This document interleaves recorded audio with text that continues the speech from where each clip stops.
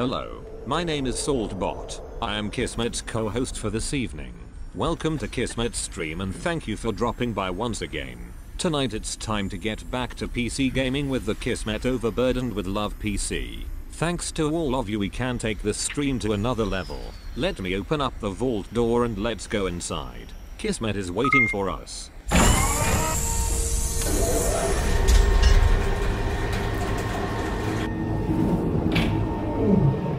I don't know what it is about that thing rolling away every single time. You know, sometimes I'm stressed, sometimes I'm having a rough day, sometimes I just have trouble getting out of the bed. But the second that vault door opens and rolls away, I don't know, I just fill up with a bunch of giddiness and happiness just to be here. Because you guys are here. You guys are hanging out while watching my stream saying, Kismet, we're here for you. We're going to back you up no matter what game you play. Thanks for being here today, everybody. Of course, we're playing of City Skylines today. One of my favorite games of all time. Incredibly great sim game. We're going to be filling in. We're going to go to the next stage of our city. I talked a lot about how to do scaling and sizing and offsetting for building stuff later on, and we're really going to build out our city today. We're going to really try to push forward on it. I showed you how to be profitable very early. Actually, you could be a millionaire in the game very early on without having to resort to, you know, endless money and all of that stuff. You can just play normally through the game and, of course, excel at it as you go. Now, the cool news is that my kids are going to be off on spring break, so I might be doing some bonus streams. I really wanted a bonus stream on Monday, Subnautica. I'm getting very addicted to that game. I'm sorry, but I am. Real life truth. So yeah, there's a lot of fun games coming out that I would love to play. Hopefully we get a chance to play some other games. Of course, I'm the original OG. I'm the one from way back when, before most people were born, SimCity player, when the original came out back in the day. I love RTSs. I love SimCity style games. And Paradox here has just absolutely hit a home run with City Skylines. And it's been out for a while, but of course I've been playing Fallout 4 and a bunch of other games on stream. So I'm trying to do these extra streams, day streams, night streams, above and beyond. I take them, I put them on videos, I put them on YouTube, so you guys will have them there too, in case you miss them. You know, I know you got lives, I know you got things to do, but I appreciate you hanging out here in the stream. Now, big shout out to people who press the follow button while I'm offline. I greatly appreciate that. That really warms my heart, by the way, when I see people do that. They might see a video of mine, they might watch a VOD of mine and say, oh, well, I like this Kismet guy. Let me go ahead and just press that follow button while I'm offline. So big thanks to Superior Bone Splitter. Great name. That's a long name, though, if you're going to be a streamer. And somebody who's had a long name as a streamer, Kismet_Ring of Destiny, believe me, that's a long name, bro. I don't know if you're a streamer or not, but thank you so much for hitting that follow button. Also, we rated Dr. Gluten, a great streamer, by the way. Went over there, showed him some love. I love his fez hat. Very cool. Went over there, showed him some love last night. He gave me a follow as well. Thank you so much, Dr. Gluten. Appreciate that. Zombie Head also with the follow. And, of course, my awesome peeps coming in already. Dropping the elbow drop, getting those Kiz caps at the top of the stream. Josie, my amazing mod, and of course, Game Killer. They know how to get it done. They know how to get it done. They're going to have those Kiz caps from when we do those contests and giveaways here in the stream. I appreciate you all being here. I can't wait to get started. Now, of course, my awesome mod backing me up, as always, DJ Chewy, the man himself. Show him lots of love there in the chat. What if I still got DJ Chewy up here? Where's my thing? I think it's in my other overlay. Oh, that's a bummer, DJ Chewy. It's a bummer. I got to get that back up. I think it's in my Fallout overlay. But yeah, so go ahead and show him some love in the chat. Show him lots of respect. Of course, don't make him drop Fate's hammer on you. I would love for you to hang out, put your feet up, relax. Let's have a good day of playing some City Skylines together. We're going to really have some fun today because we're going to really work it out. We're going to let it run. And I'm going to show you a bit about how to set up your agricultural stuff today as well. Going to be a fun time. Going to be a fun time. So thanks, everybody. Hang out in chat. I see Anon in the chat as well. Thanks for hanging out, everybody. Let's get to it. Let's get to some City Skylines. I'm ready to play some games. I don't know about you. Let's do it. All right. There we go. I love those little transitions that I did. I'm working on others. You know me. I'm always working on improving the stream, taking it to a whole nother level. By the way, if you guys haven't checked yet lately, 17,000 strong in the Kismet Army. Just crushing it, guys. We're just crushing it here. Very awesome as well. We are teetering right at 100 subscribers. Thank you so much for that. My big goal this year is to get 500 subscribers. That is going to be amazing. Also, we're going to be going to TwitchCon, hopefully. I don't care if I have to walk to TwitchCon. I'm going to make it there. I'm going to make it there. It's going to be lots and lots of fun, of course. Going to bring as many mods as I can. I'll be watching for that. If you'd like to contribute to the TwitchCon fund, feel free to donate, or you can use bits, whatever you'd like to do. If you've forgotten, also, by the way, you can actually get free bits. In the chat, there's a little triangle down there. You go and click on that little triangle, and you can also say get bits. Now, you don't actually get them for free just by watching a few ads and then dropping those bits on the stream. It does help the stream a lot. Every single bit does go back in the stream. I do appreciate everybody who does support the stream via sub or via follow or via just hanging out and chilling out. Even if you didn't hit the follow button, you've been watching my stream for a year and you've never hit the follow button, but you lurk in my channel and you just hang out, I appreciate that as well. Whatever level you can help out the stream, I appreciate it. Because I love playing games and I love hanging out with you guys here in the stream. All right, so let's keep going. Now, where do we leave off here in City Skylines? Again, now, the thing about SimCity that I really like is the fact that you can just like start it going and let it run and then see how it develops, right? And if you have kind of the understanding of what your offsets are and using footbridges and all of that stuff, you can reduce your traffic. Traffic is always the #1 hardest thing in any sim simulator, I find, is mastering that traffic and how you can make your traffic flow in and out of your city. Now, we're just using a grid this time. Of course, we can do more fancy stuff with rounded and all that stuff, and we'll get around to that over time. And again, I'm trying to put variety back into variety streaming. A lot of people, they get stuck into one game and then they just play that one game. But I love to play a lot of different games. And I like to share my thought process with you guys along the way. I know a lot of you like that.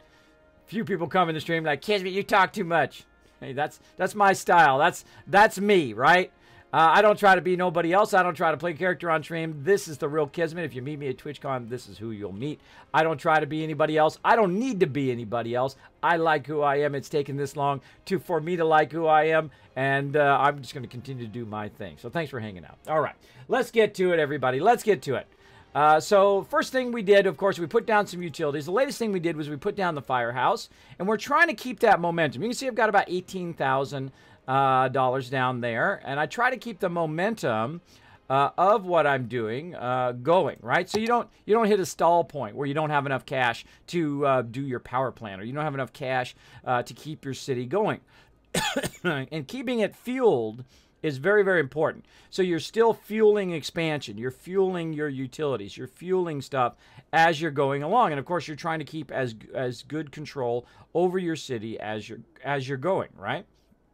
And also, I like to upgrade my roads before I actually put my utilities down, so I don't have to do it later. Oh, Game Killer saying, "Hey, Kismet, here's some bitty bits." Oh, with a big bada boom coming in, 105 bits. Show them lots of love and attention in the chat. Thank you to CG as well. Also for the host, appreciate that love, big time in the chat. Super loot coming through. Thank you, Game Killer.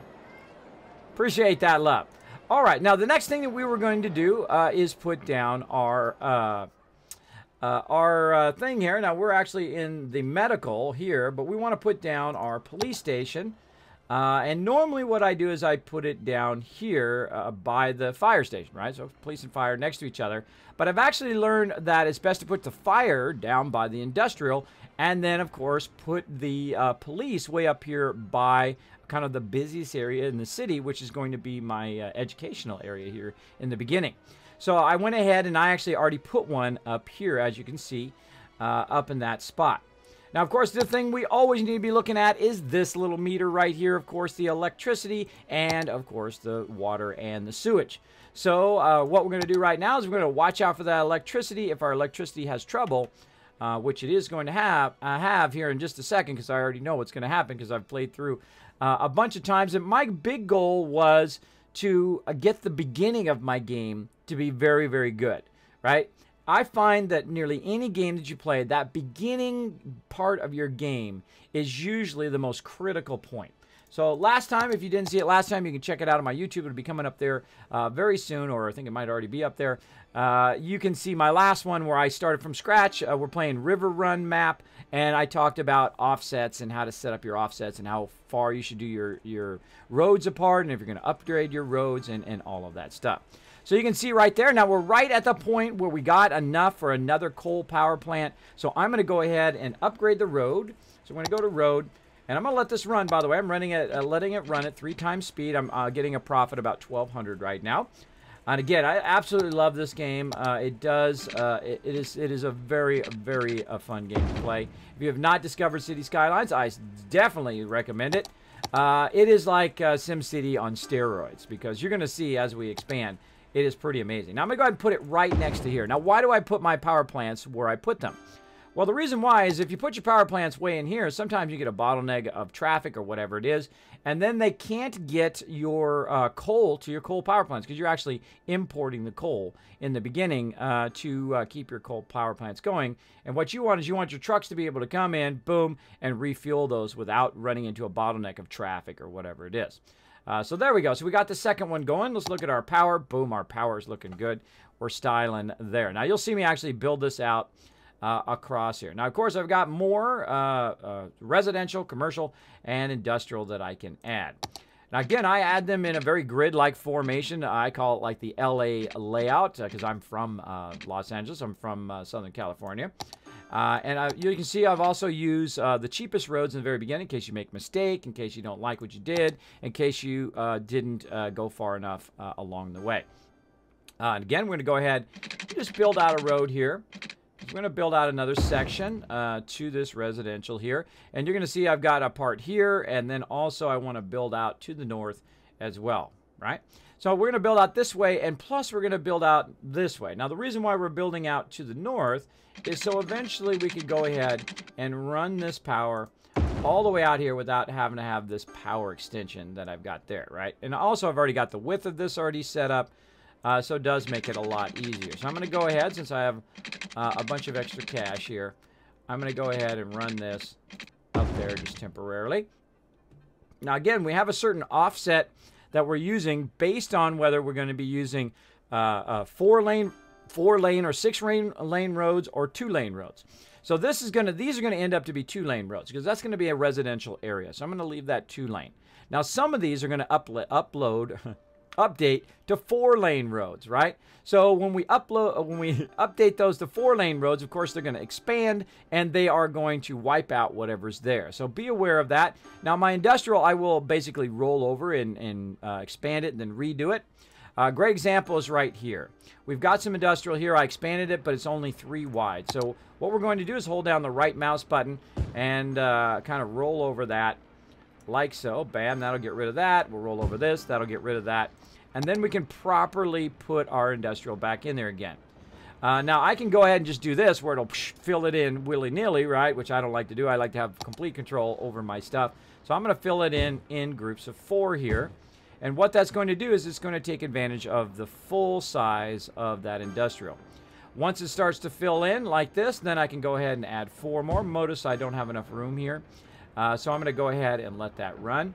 Over here, we've got some stuff that we were just fooling around with, working on offsets and whatnot. We're going to go ahead and take that out, and then we'll put industrial back once that's gone. There we go. We'll put industrial back, and I'm just going to work while I let it run. And again, we're going to keep on putting our stuff back in. Like so, and then like so. And again, you can take this out. You can add it, take it out, add it, take it out. That's one of the fun things about sim games is that you actually it evolves as you go along. And right now our next big goal is to get to Boomtown, which is 2,600, and that's going to go ahead and give us busing and transport, as well as cemetery, which are the 2 big things I'm going to do. This stuff I will do way later on, but for that we're going to do this right now. Captain Staples coming in with the auto host. Alien Dude, hello in the chat. Dreadkill, thanks for hanging out. Appreciate everybody being here. You know what? I'm feeling generous today. Chewy, let's dish out 500 kids caps to everybody for being here in the stream today. I'm feeling good today. I'm feeling good today thanks to you guys. You guys inspire me every single... Oh, it gives me goosebumps. Goosebumps, you guys inspire me every day. No matter how tough it is in my life, no matter how tough it is to get out of the bed every morning, you guys inspire me to get up and play some games and have some fun and hang out with you guys. So I appreciate that because it really does make an effect on me, and it's all because of you guys out there. I appreciate it. All right, let's keep going, everybody. Let's go ahead and put in some more residential. We're going to go ahead and run it right there. And same thing over here. We're going to run it along here temporarily. Now, eventually, we're going to take all that out. But right now, of course, we want to make some income, right? We want to keep our income going. We'll just go ahead and run that across there and as it builds in. So now I'm going to go north first. Now, normally, by the way, you shouldn't add this road until you absolutely need it, but I like to add it in as I go. Now, before I add in, I need to think about how I'm going to do my water. And you can go by the snap points, but I usually don't. I go ahead and start it off and see if it goes, right? And then if it doesn't go, I hit right mouse to stop it, and there we go. And I usually go road to road like that, see? And I try to create a nice kind of circuit board-like grid because I do love perfection. I do love perfection. Now, another thing you can do also is to pause the game. Very much like a lot of SimCity games or RTS games, it's actually better for you to pause the game whenever you're building a good amount of stuff. This way, you can undo what you did in case you make a mistake, and you can get the money back or the resources back from whatever you do. So always kind of pause the game if you're going to do kind of mass expansion, which is what I'm doing right now, which is basically adding some water across there. Again, Now, Paradox here did an above and beyond job here of City Skylines. One of the problems with SimCity is the fact that the cities are so tiny, they're so small. But Paradox just like absolutely crushed it with this ability where you can actually make your city larger. So we can actually add this in, and it's not like we got to go to another grid and then come back to this grid. It's actually live, part of your city as you play. So we're going to go in and we're going to add this part over here where the bridge is. We're going to go ahead and purchase that. It's going to cost us $3,800. Now, right now, we've got about $19,000. Look how fast we made that money. Right now, we're pushing toward $2,000. We're going to go ahead and purchase. And look, that's live right now. That's live. That means we can play not only this, but we can also now expand. Look at how the dotted line expanded. We can now expand, add stuff along this edge. And you'll see me build out to the right direction as well. We'll also build out this way. We'll build out our residential in this direction. Again, using the cheapest method possible to start. And we're going to go ahead and build in this direction. Now, we can go in and we can take this freeway out. We can readjust it however we want. Once we unlock it, we can take this bridge out and move the bridge up here if we want it somewhere else, right? And another cool thing about this particular section is the fact that it's got this freeway up here. And then when we grab another section, which I'm going to grab this section over here eventually, I will have access to rail. I can bring rail in. I can also use kind of shipping to bring shipping in and out. You'll see me build all that out in a bit. Now, another thing we're going to do is utilize this area over here for agriculture. I'm going to show you how to do that today. But let's go straight to getting busy. Getting busy, everybody. Getting busy expanding our city. So again, I'm just going to run those out. I'm just giving you guys an idea of how I'm going to expand. Again, normally I would not expand these roads until I was ready, and I'm about ready right now. So again, we need to think about what is our offsets going to be for up here. Are we going to build residential? Are we going to build where we're going to put in utilities? What are we going to do in this top section up here? Well, right here, we're going to do basically residential, right? Basically what we've done right here. And I try to keep the industrial where it is because it does cause lots of pollution. And I try to keep a gap of residential or office buildings, which we'll get later. We'll unlock those. So as you can see, I've got a nice park in here. I've got my utilities right here in the center. And then what that happens is these utilities here will radiate out along this whole entire area, which makes it easier for me because I don't have to have as many utilities, which means it doesn't cost me as much cash to keep my city going. So all right, so we need to think about our offset. And we'll say, okay, what's our offset going to be right here? So we've got 4, and then we've left 1 for a path behind here because we're using very long blocks instead of having lots and lots of intersections, which is going to cause, let me keep it ready, it's going to cause a lot of traffic nightmares. I like to use very long blocks because it makes it much easier for people coming in and out into your city, and you don't have as many intersections. We'll also add a lot of these footpaths on the edges to encourage people to walk. You can see people walking on it already. I love the footpaths. If you have not discovered the footpaths, please, please, please try them out. They are pretty amazing. You can see they can walk from their homes up over the footpaths without interrupting the traffic, which is my main thing right now. I don't want to interrupt my traffic. In the long run, it's really going to be helpful to play around with those footpaths. And we're just tinkering around, by the way, along the way. Now, we're going to also upgrade some roads here. So we're going to go ahead and upgrade this primary road, which is, of course, going across our utilities here. Eventually, we'll put in a bus line. We're getting close right now. We're at 2,000. We're going to try to get to 2,600. So we need, of course, more houses for people to live in. Now, I've added that. Now, hold on a second. I've added this, and look what happened. I've actually broke my chain here for my power. So let's go ahead and take this. Let's take this and actually run it again since we expanded. See that? I broke that when I added the road. Let's go ahead and add that in here. I heard somebody drop the host on the stream. Amethyst Laney. Always great to see you, Amethyst Laney. Thanks for hanging out here in the stream. Always great to see you in the chat. Hello, hello. I hope how you all doing today? Hey, Claptrap, great to see you. Thanks for hanging out, everybody. Always love to see everybody who comes in the stream. Just makes my day. Appreciate everybody hanging out. Kismet tends to focus during game, doesn't he? Yeah, this game I get very focused, and especially if I'm explaining stuff. If I do get focused, everybody, don't worry. I will get back to it, as well as if you're a subscriber, you can call Squirrel on me. You know that? If you didn't know that, you can. You can actually redeem sounds here in the stream to get my attention. One of the perks of being a subscriber. So if I get too squirrely, if I get distracted, if I'm off doing something else, if you got a question for me, you have the power in the chat. So you go exclamation point redeem. I think it's exclamation point redeem squirrel, right? Or you can follow the link. Chewy will put the link in the chat. You can follow it to the stream store, and you can redeem it using your Kiz caps and call me on it. Say, hey, Kismet, you're squirreling.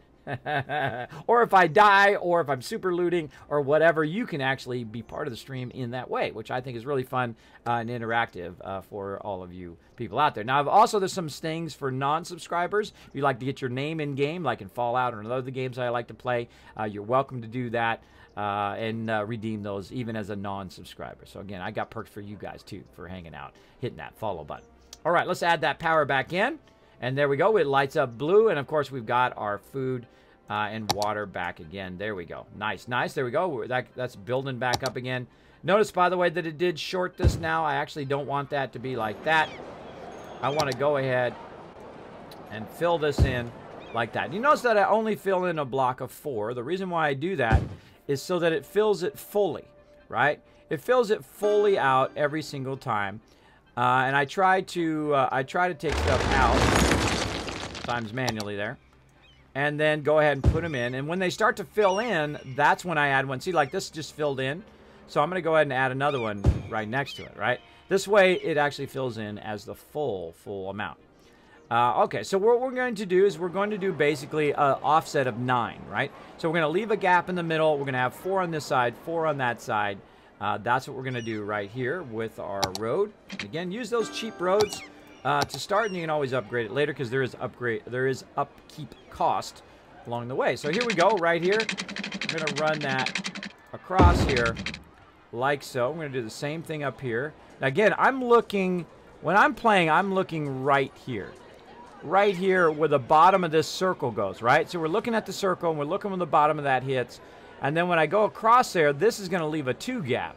And if I move it down a little bit, you're going to see now that this bottom edge actually rolls across that edge and then goes all the way across. And again, if you have not played this game, I strongly, strongly recommend that you pick it up and give it a try. If you love sim games like I do, again, I'm the original sim player. I played the original SimCity day 1 when it dropped back in the day. That's why they call me the original OG gamer. All right, let's keep going. So I'm going to go ahead and run this across here. Now we want to leave a gap in the middle here for our pass. We want to have them go all the way up. Now we also need to get our power to cross over from here to here, right? And a great way to do that is actually to work on the edges here and work your way in. You can also check the power. See, it automatically jumped from here to there. Even though it seems very far away, it can go up to about 10 that it can jump power and pull that power up without having to run a power line. And I'm always thinking about that in my head. Okay, how far up do I need to go?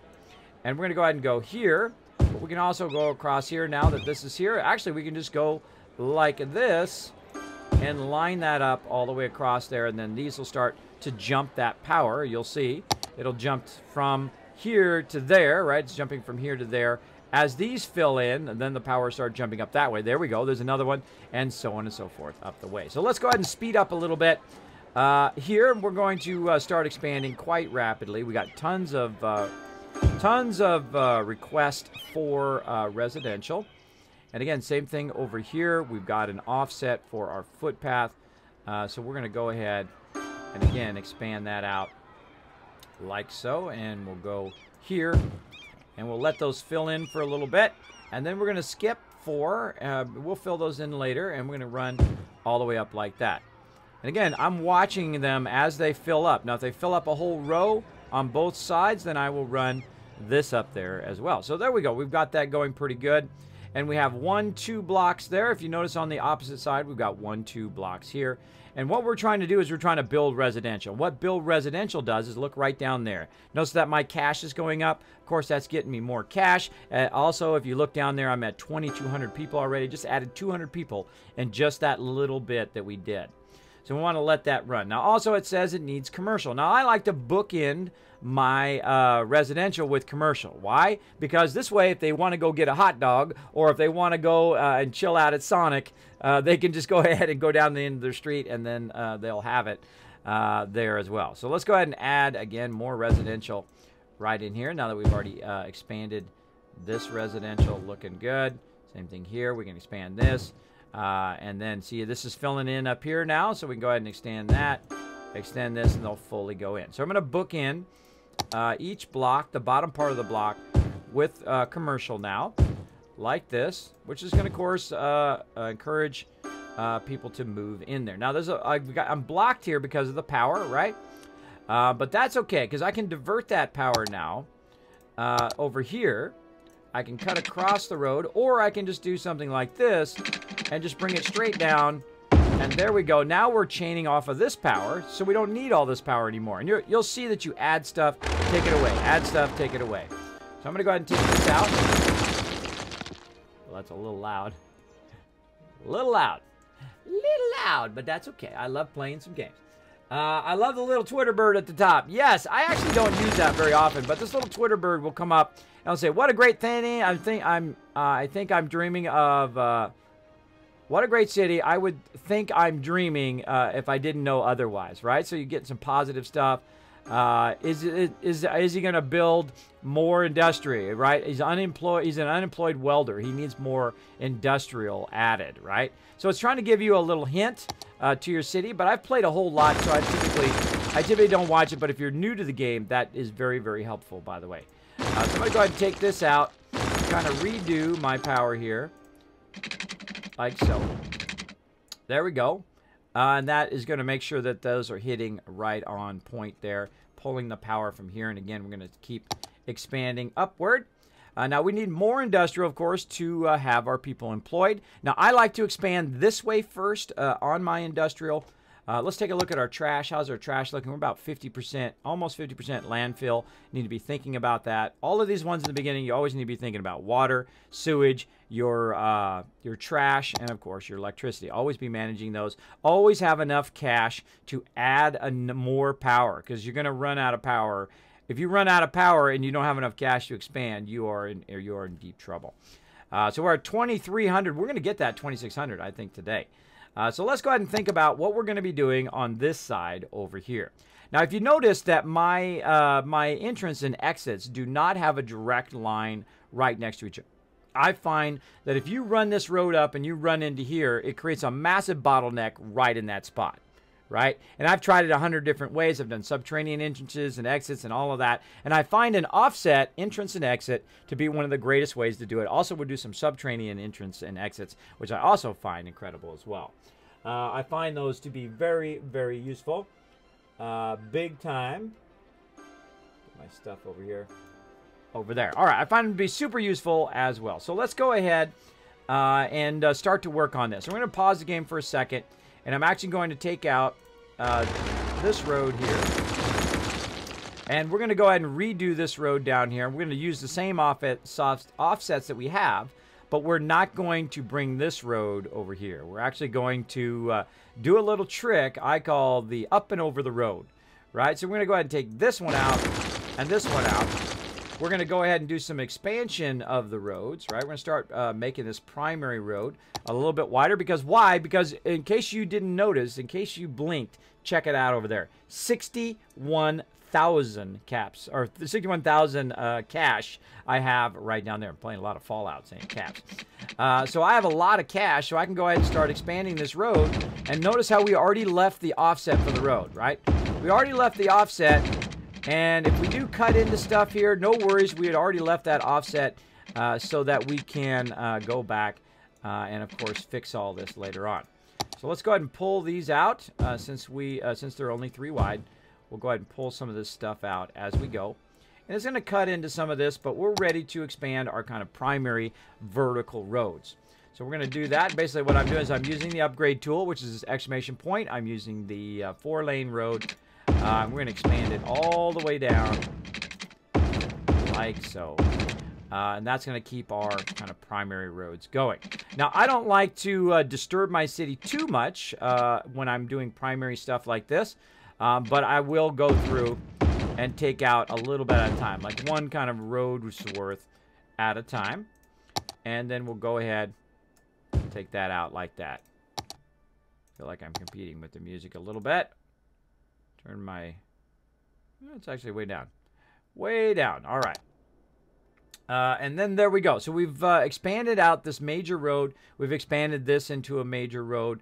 We are looking good. Now, this is a one-way entrance road, by the way, right there. If we do go to roads, you can see there's an arrow there saying you can only come in that way. So there's no reason to have a 2-lane road here. So we can actually turn that into a freeway road when we get those expansions later and just tell it, okay, don't come in and then make a U-ey there and then go like that, which sometimes they do, which drives me crazy. So I will make this just a straight-up entrance road and then go that way. Okay, so we want to go ahead and create a bridge right here that's actually going to cross over and be our exit road, right? So I'm going to show you how to do bridges. So let's go ahead and let's go ahead and get our 4-lane road now, because we're going to start working on just this bottom part with 4-lane roads. So we're going to come over to right about there. Now, the reason why we're going to make this 4-lane road and make this bridge is to make the exit traffic not mess up our entrance traffic, right? So we're going to have exit traffic and entrance traffic. And we're going to, do it also all the way around as we expand. But I'm just going to show you how to do some bridges. So we're going to do page up right here. See if it's going to let us. There we go. There we go. Now, as you can see, I'm trying to put this in, right? And you're like, Kismet, that seems kind of funky, right? It seems kind of funky. It is, because the problem is I started the road too close to the other road, right? So the thing to do is actually take this road out and start a little bit earlier, right? Start a little bit earlier. By the way, I paused the game so I can get that cash back whenever I am doing that.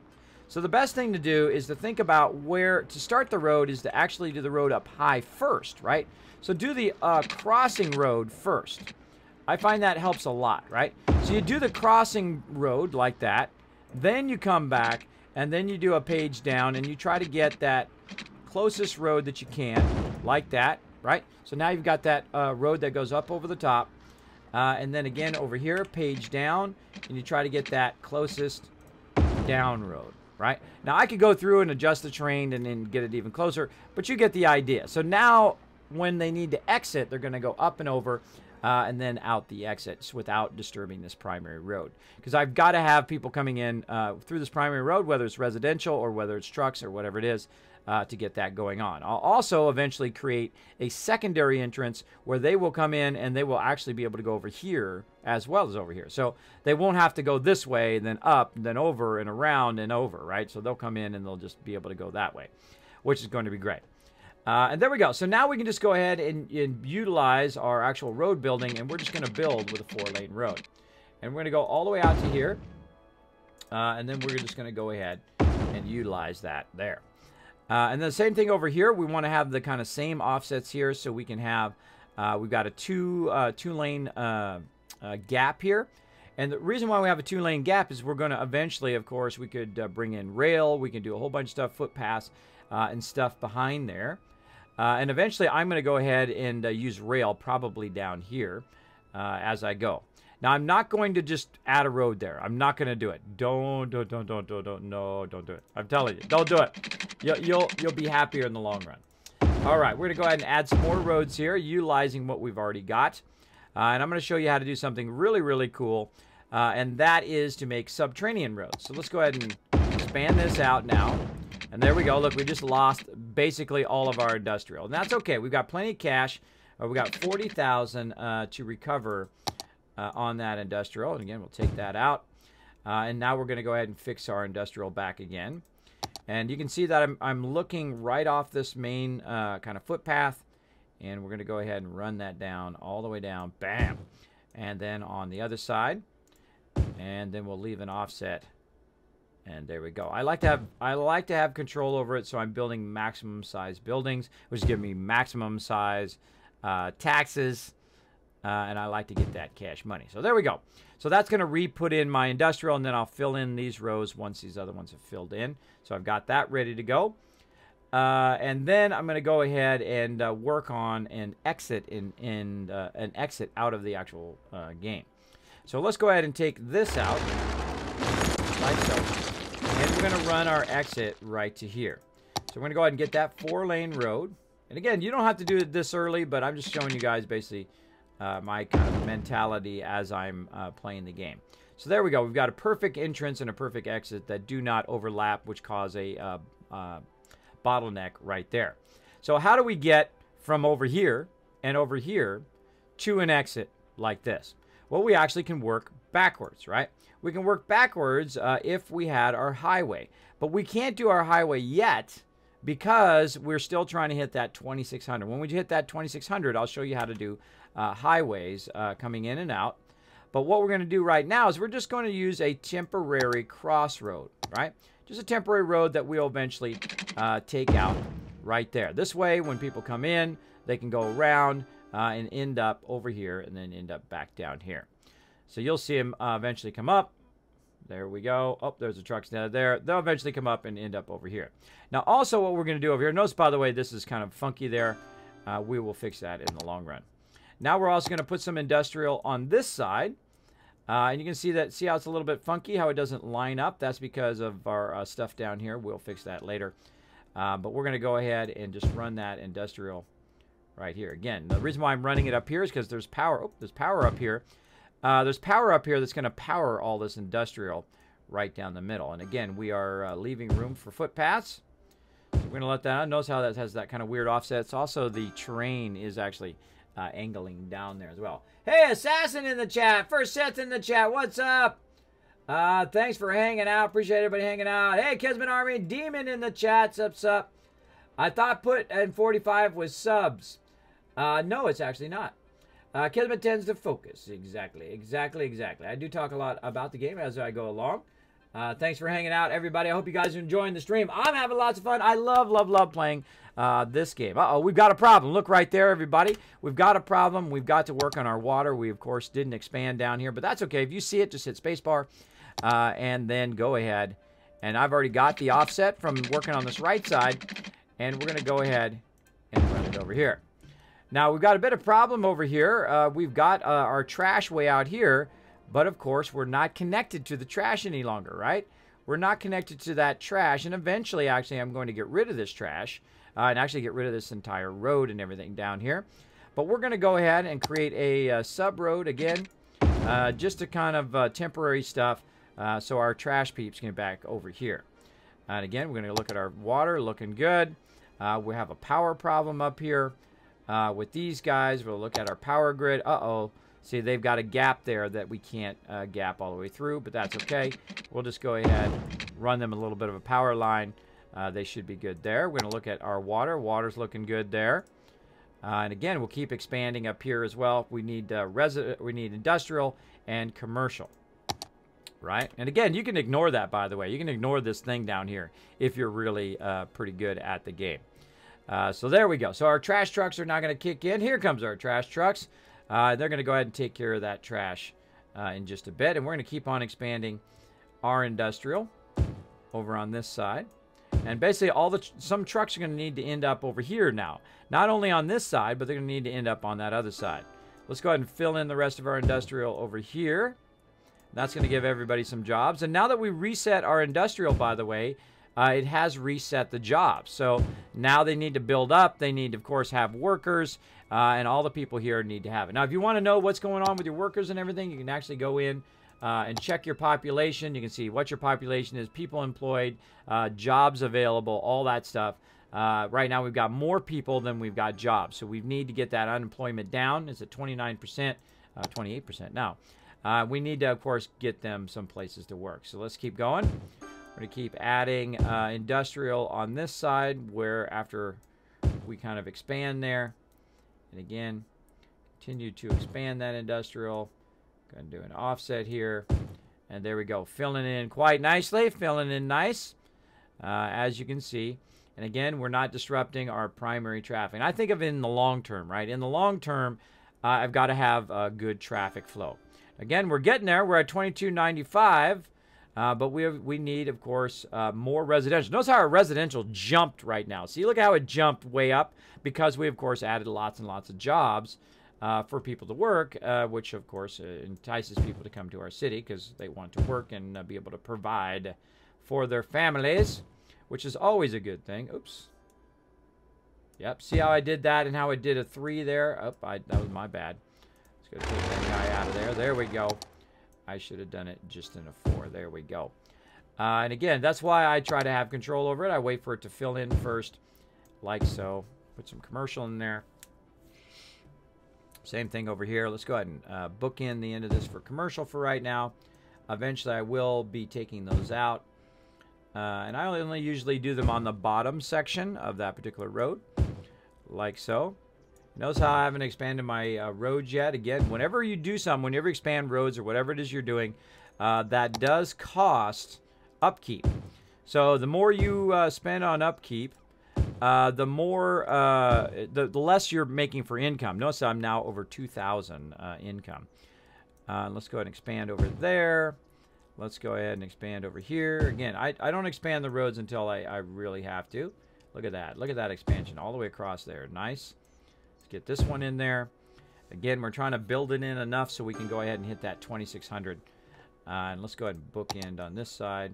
Some commercial. And I'm going to speed up a little bit. I hope you guys don't mind. If you do have any questions or comments about City Skylines or just for me in general, feel free to throw them in the chat. Use my name, Kiz or Kismet, in the chat. I'll highlight in red, attach to the top of my chat so I never miss your comment or question. All right, so there we go. So we expanded 1, 2, and we've, of course, got a third block going there. So we've got 1, 2, and we got a third block in that direction. Same thing over here. You'll notice we've got this big gap here. That's because we're going to put some stuff there in the long run, some touristy stuff eventually in these kind of big gap areas all the way across the middle. So we've got that going. Let's go ahead and expand on the right side while we're waiting. We've got a huge demand for residential. Luckily, we've got lots and lots of cash to do that expansion. Now again, how far do I want to expand it in this direction? We need to think about, we're going to put our footpaths along the front. We're going to put also our bus stops and also our metro rail in there as well. There we go. Definitely. Oh, look, you got a hug. Oh, you can give somebody a hug today. So what I'm going to do also is pause the game. And we're going to take a look at what our kind of expansion is, and then our gap and so forth. So to find out the right side of this road, I actually already know how many spaces it is, right? Because I know how many spaces it is based on what this is. But I'm going to show you how I figure it out in the first place. And that is I'll go through and I'll go, okay, I need to leave a gap here, right? So we need to leave a gap here, say, for our footpaths, right? Now just ignore the colors. The colors are just there so you can visualize it in your head. And then we're going to go ahead and we're going to put in say residential there, or actually a commercial, right? Then we're going to go ahead and put another one, but we're going to just leave a gap there. We're going to put another one here, another one, right? So 1, 2, 3 kind of houses there. And over here on this side, you can see we got 1, 2, 3. Actually got commercial in the middle. We need to move that to the end for the bookend eventually. But you can see we have 1, 2, 3, 4, 5, 6 houses. Then we have a gap for our footpath and so forth. So we have a gap on the right because we're going to expand that road out, right? Then we have 1, 2, 3, 4, 5, 6 houses worth of space, then a gap, then 6 more houses, and then a gap for our 2-lane road or our 4-lane road eventually. Right, so we're going to go ahead and leave that space. 1, 2, 3, 4. This will be 5, right? So 1, 2, 3, 4, 5. And then again a gap. And then we'll leave another gap like this. So this is going to be our footpath. So our footpath is going to be here, and our footpath is going to be there. So there's about 1,000 different ways of doing the same thing, but I find this works great for me. So 1, 2, 3, 4, 5, 6. There we go. And we have a gap. And then we're just going to repeat the same thing on the other side, and then that's going to tell us where our vertical road should end up, right? So let's go ahead and, again, leave a gap there. 1, 2, 3, 4. 1, 2, 3, 4. Leave a gap. If you see me do numbers wrong, feel free to let me know. Sometimes I do. 1, 2, 3, 4, 5. And then we've got our 6 right here. And then we, of course, want a gap there for our vertical road. Now, remember, roads take up 2 spaces. So you want to keep that in mind when you're running your road. So we'll go ahead and just run the road right by here.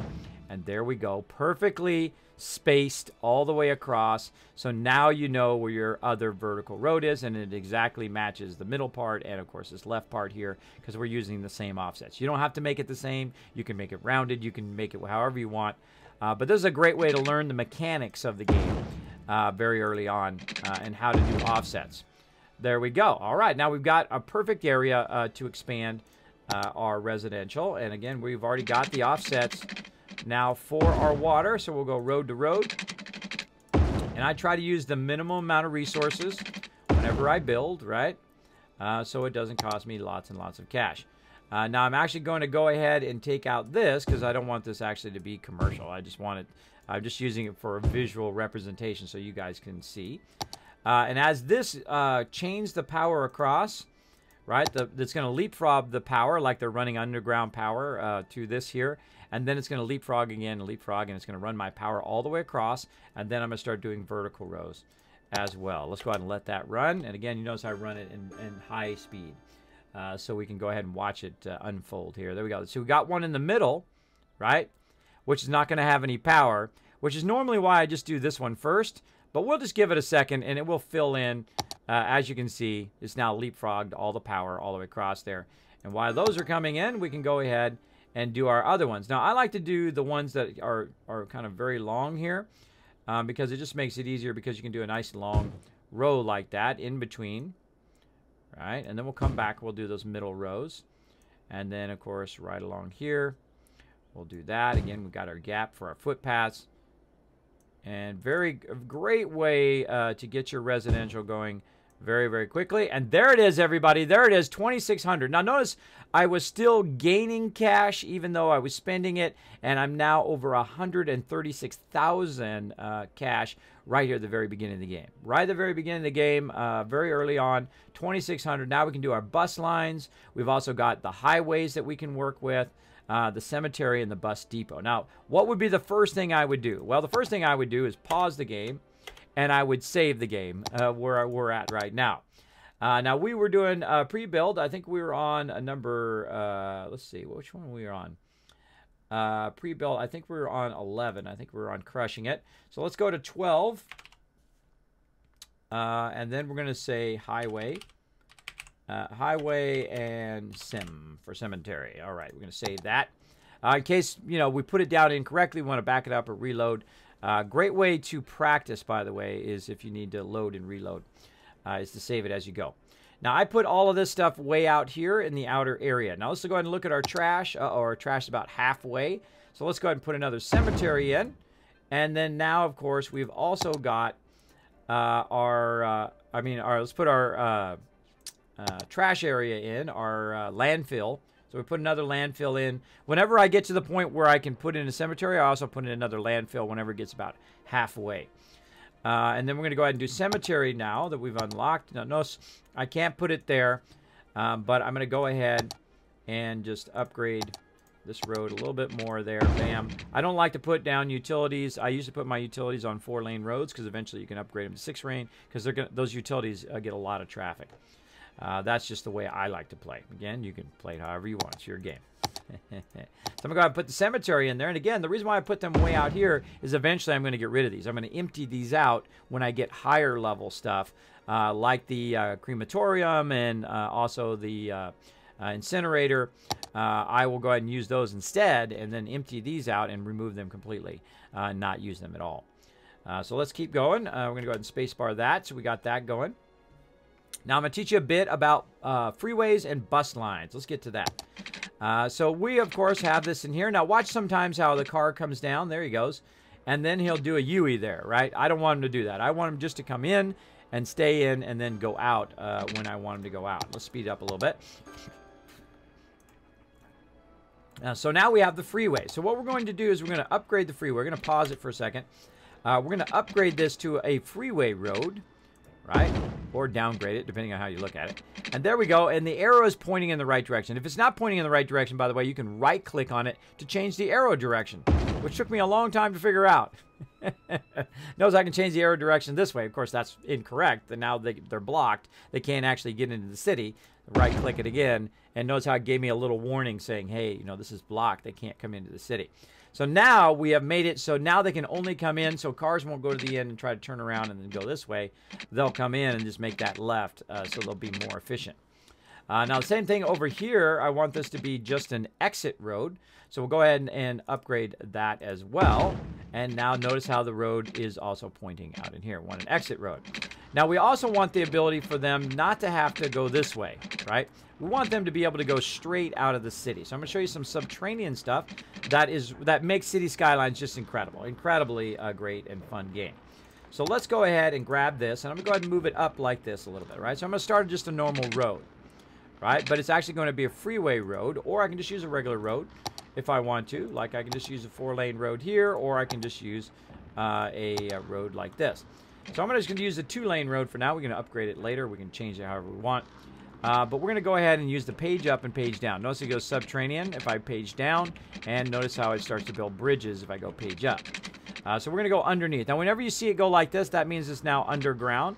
And we're going to go ahead and just offset this enough to where it goes green. There we go. Now, it's actually going to be underground. See, it actually has a tunnel that goes underground there. So this is going to be my primary exit road. And I'm going to let people exit from right over here, all the way to there, right? So when they come in, they go right, they fill in all this industrial, and then they need to get out of the city. They'll be able to just drive down the road, go subterranean, and boom, get out of the city without interrupting my, my surface traffic as well. So I'm going to go ahead and do that right here. Now, again, notice how I'm working from the end first, right? I'm working from the end. It's actually going in the wrong direction. I'm going to have to fix that in a second. That's fine if it was a 1-lane road, but it's okay. It's a 2-lane for right now. We'll fix that in just a second. I'm going to show you how to fix all that if you do that. So we're going to go ahead and start here. Again, do a road, page down, try to get that road to go subterranean. There we go. Now, we only used up just this side because, of course, I've left that gap. So we've only used up this side. We've only used that little bit of space.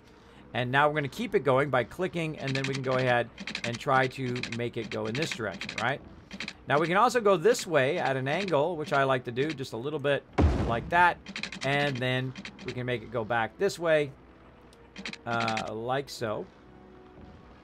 Let's go ahead and just line it up.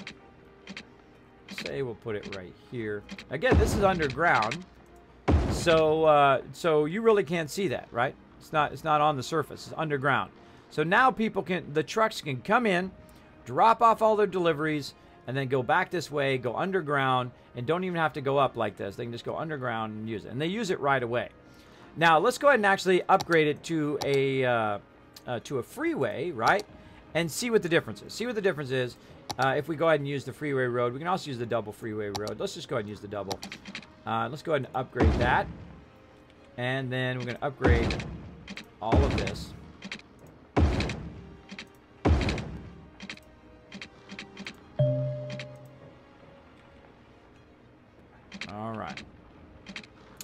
There we go. So basically we upgrade all this. Now this we can't upgrade because now it's too close to this road. So what we want to do, of course, is we want to take this out and take that out. And then try it now as a, let's put the road in as a freeway road, right? So let's go ahead and do it again. We're going to go ahead and go down. It's too close to this exit. So we're going to have to actually back it up just a little bit, like so, subterranean. And notice how now it's where the footpath is, right? Because it's a much wider road, and it's actually going to cut into our footpath on that side. Such is the way it goes, right? There we go. And then, of course, we can link that in. Notice with the arrow direction, it is going this way, but because we had put this way, that arrow is now going in the wrong direction. But that's okay. Again, get your upgrade tool, right-click on it. It's now going the right direction. So it's going to be a one-way exit. So they can only come out of that road. So they're not going to be coming in that road causing weird cross-traffic. I just want them to be able to get right out of the area just like that, right? Now, the same thing on my entrance. I want to have an entrance that comes in and then ends up over here. So the trucks that need to go to the industrial on this side will just come straight in on the road and go right. The ones that need to get to the other side will be able to come from underneath and end up over there. So the same thing here. So I can go ahead and go in and create a road like so. And I can go ahead and offset it this way. Try to do subterranean, but again, this road is in the way. So it's actually a smarter idea to actually go this way, like so. It's going to let me. There we go. Is to go this way and try to get that subterranean road going. Now, once you have it going underground, you're good because you're not going to disturb any of this other stuff, right? And I like to do an on-ramp and then another little road, and then now I've got this ability, right? I've got this ability to basically do whatever I want underground, right? And we're going to go ahead and run this all the way up to here. And then we're going to try to run it a little bit straighter, like this. And then we're going to try to connect it to this road. Now, we can't connect this road because we're too close, right? Again, this is why I have it paused. Like that. So instead of just trying to make it flow all the way up, I find one of the easiest things to do is actually work backwards, right? So you go ahead and again, this is too close to this, like this one was. So we need to kind of offset this a bit from this edge. And again, we're going to go ahead and make that road already. We're going to make it first, right? Say right to there. And then we'll go ahead and connect these roads together. Notice how I've made this perfect, right? I made it perfect so that this road does not interfere with this road. And you can actually make the roads underneath, right? So the road would go underneath because there's like a whole subterranean height level you can control. So again, this one right here is actually not an exit road. I don't want that one to be an exit. I want that one to be an entrance, right? So again, they don't have to go this way, all the way over here, and then all the way that way. So we want to go ahead and switch that around. We'll get an upgrade tool. We'll switch down the direction, and now they're going to be coming in, and any trucks that need to go to the industrial on this side will be able to do that. Any trucks that need to do industrial on the other side will come in on the surface road and do that, and then be able to get out. This side here will be able to get out because they can just come down the road this way and get out, right? So a lot of entrances and exits, a little bit more complex, but let's watch it in action. Here we go. Watch as they start to use it right away. Look, there goes the truck right there, and the truck came out here, and he's kind of running around there in different directions. All right, let's go ahead and get out of this. There we go. So let's watch it do its thing, right? So some trucks are going underneath there, and they're using this road. Now, for some reason, sometimes they'll go in there, they'll come out here, and then they'll circle back around here for some reason. It basically is just to save them some time. By doing that, they can go ahead and circle back around. But you can see they're also coming out and they're exiting. You'll see them come out and they'll just straight exit. Look how fast they get out of there, right? Zoom, they're on the freeway. They're gone. They're now off to their destination to drop the stuff up, drop it off and come back. Now, we've got this extra road here. That does cause us upkeep. So let's take that out. There we go. Get rid of that non-road that we're using right now. So again, we have subterranean entrance and exit out of there. And of course, we could force the road to be just an exit road. So they can't come in and circle around there. If we want to control that so they don't circle around like they've been doing, we can upgrade this road right here to make it where they cannot do that. Now, it's actually a cool thing because I can actually take this bridge out now. right? Because they can use this area to actually get to the other side without having to have this bridge here, right? And I can just have a surface road as well. So I go ahead and just do this. Or actually, I'm going to leave it. I'm going to leave it for now because we'll fool around with that bridge later. We'll fool with it later. All right, so we'll let that run. Again, we have a little area here we want to go ahead and get rid of because it's not being fully utilized. There we go. There we go. So there's how to do subterranean driveways and whatnot and allow them to cross over from side to side if they want to. They can cross over. They can run along this side from right there, which I think is super cool. Or they can come through and watch as they zoom on out of there. Very, very cool. Again, now you've eliminated that bottleneck, which is typically right here. There's typically a massive bottleneck of exit and entrance, which is what happens right in that one spot. And again, this whole side doesn't have to go all the way around, then all the way down and down. And you can just go all the way around, come up, and then right out of there they go. And again, you can also just go to your roads, go to subterranean, and you can watch them actually in the tunnels, which I think is super cool. To watch them come in the tunnel. Notice that guy. Notice the trucks coming in and going up here. Now, there's also another cool trick I like to do, and that is to think about how your trucks are going to go, right? If your trucks are going to come in and they're going to make a lot of left turns, like they're going to do here, right, to go this way, then you've actually got it the wrong way. What you want to do is to be able to come in and make a lot of right turns so that it doesn't clog your city. So actually, let's go ahead and take this out, and let's look at the difference. We're going to take that out. We're going to go subterranean here, and we're actually going to take the freeway and spin it around the other way. And again, we're going to go ahead and just make a entrance. Say we make it right here along the footpath, or an exit really. But we're going to go ahead and put along here, like so. And we're just going to kind of make it fun like that, a little rounded. And then again, upgrade, and then reverse the direction. Now, instead of them coming in and making a bunch of lefts, they're going to come in and they're going to make a bunch of rights. Watch the difference. Watch the difference. See, they come in, they hang a right. Some people going left. But most of the time, they should be going right as I expand my industrial this way, right? And you want to watch it. See, he's making a lot of lefts there, right? But that's okay. They're making lefts and they're ending up here. Now, also, oh, Louvatar coming in with the 8-month hype. Coming in with that 402 love up in here. What's up, Louvatar? Thanks for hanging out. Appreciate all the love. Love, love, love. Rigbo coming in with the host as well. Raz coming in with the host. Thank you so much for that awesome support. Much love, Louvatar. You know I love Louvatar over there. One of my top streamers I would love to see partnered. By the way, if you don't get partnered with Louvatar, come on out, bro.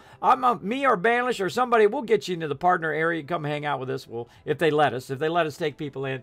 We'll bring you if you come to TwitchCon. We'll bring you into the partner area. Come hang out. We'll have some fun. We'll have some fun. Or maybe BGG can get you in. We'll see. We'll see. We'll have some fun as well at TwitchCon. Hopefully you're going to go. Let me know in the chat, Louvatar, if you're going to go to TwitchCon.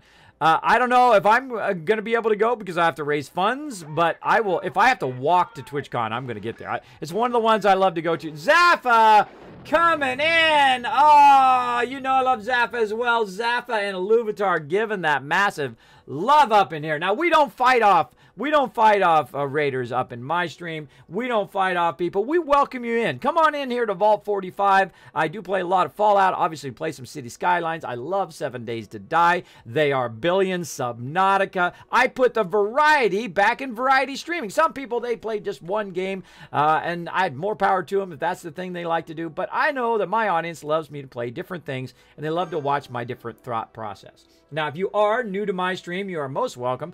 From Zaffa, another amazing stream that I really, really like. My name is Kismet. I'm a variety streamer. I'm a partner streamer here on Twitch. I'm also a partner with Discord and Curse Unit for Gaming. I love playing various different games, whether they're building games or sim games or first-person shooters, RPGs, even things like Warframe, MMOs, or PUBG, where you go out, you shoot people, you blow up your cars, all sorts of chaos happens. I love team games as well. So as you can see, look what's happening with our thing here, right? So we want to watch the traffic for a while and see what the traffic does. By the way, if you didn't notice, I'm at 100,000. We're at the very beginning of the game. I've already got 100,000 caps going over there, and I'm already at 2K profitability. I know, we're crushing it. We're crushing it over here. Now, I've got some people over here that need to be taken care of by my cemetery over here, but I've kind of screwed up. While I was talking to you, I forgot to run power, and I forgot to run water all the way out here. But no worries, no worries. If you start to see that happen, go ahead and run it out. Now, I don't need it for my area out here, but that's okay. I'm going to run it all the way to the edge of the map anyway, just so I have it. Now, I also need some power because I'm having lots of people starting to croak. So we're going to go ahead and run some of that power. Now, notice how this is kind of across the street.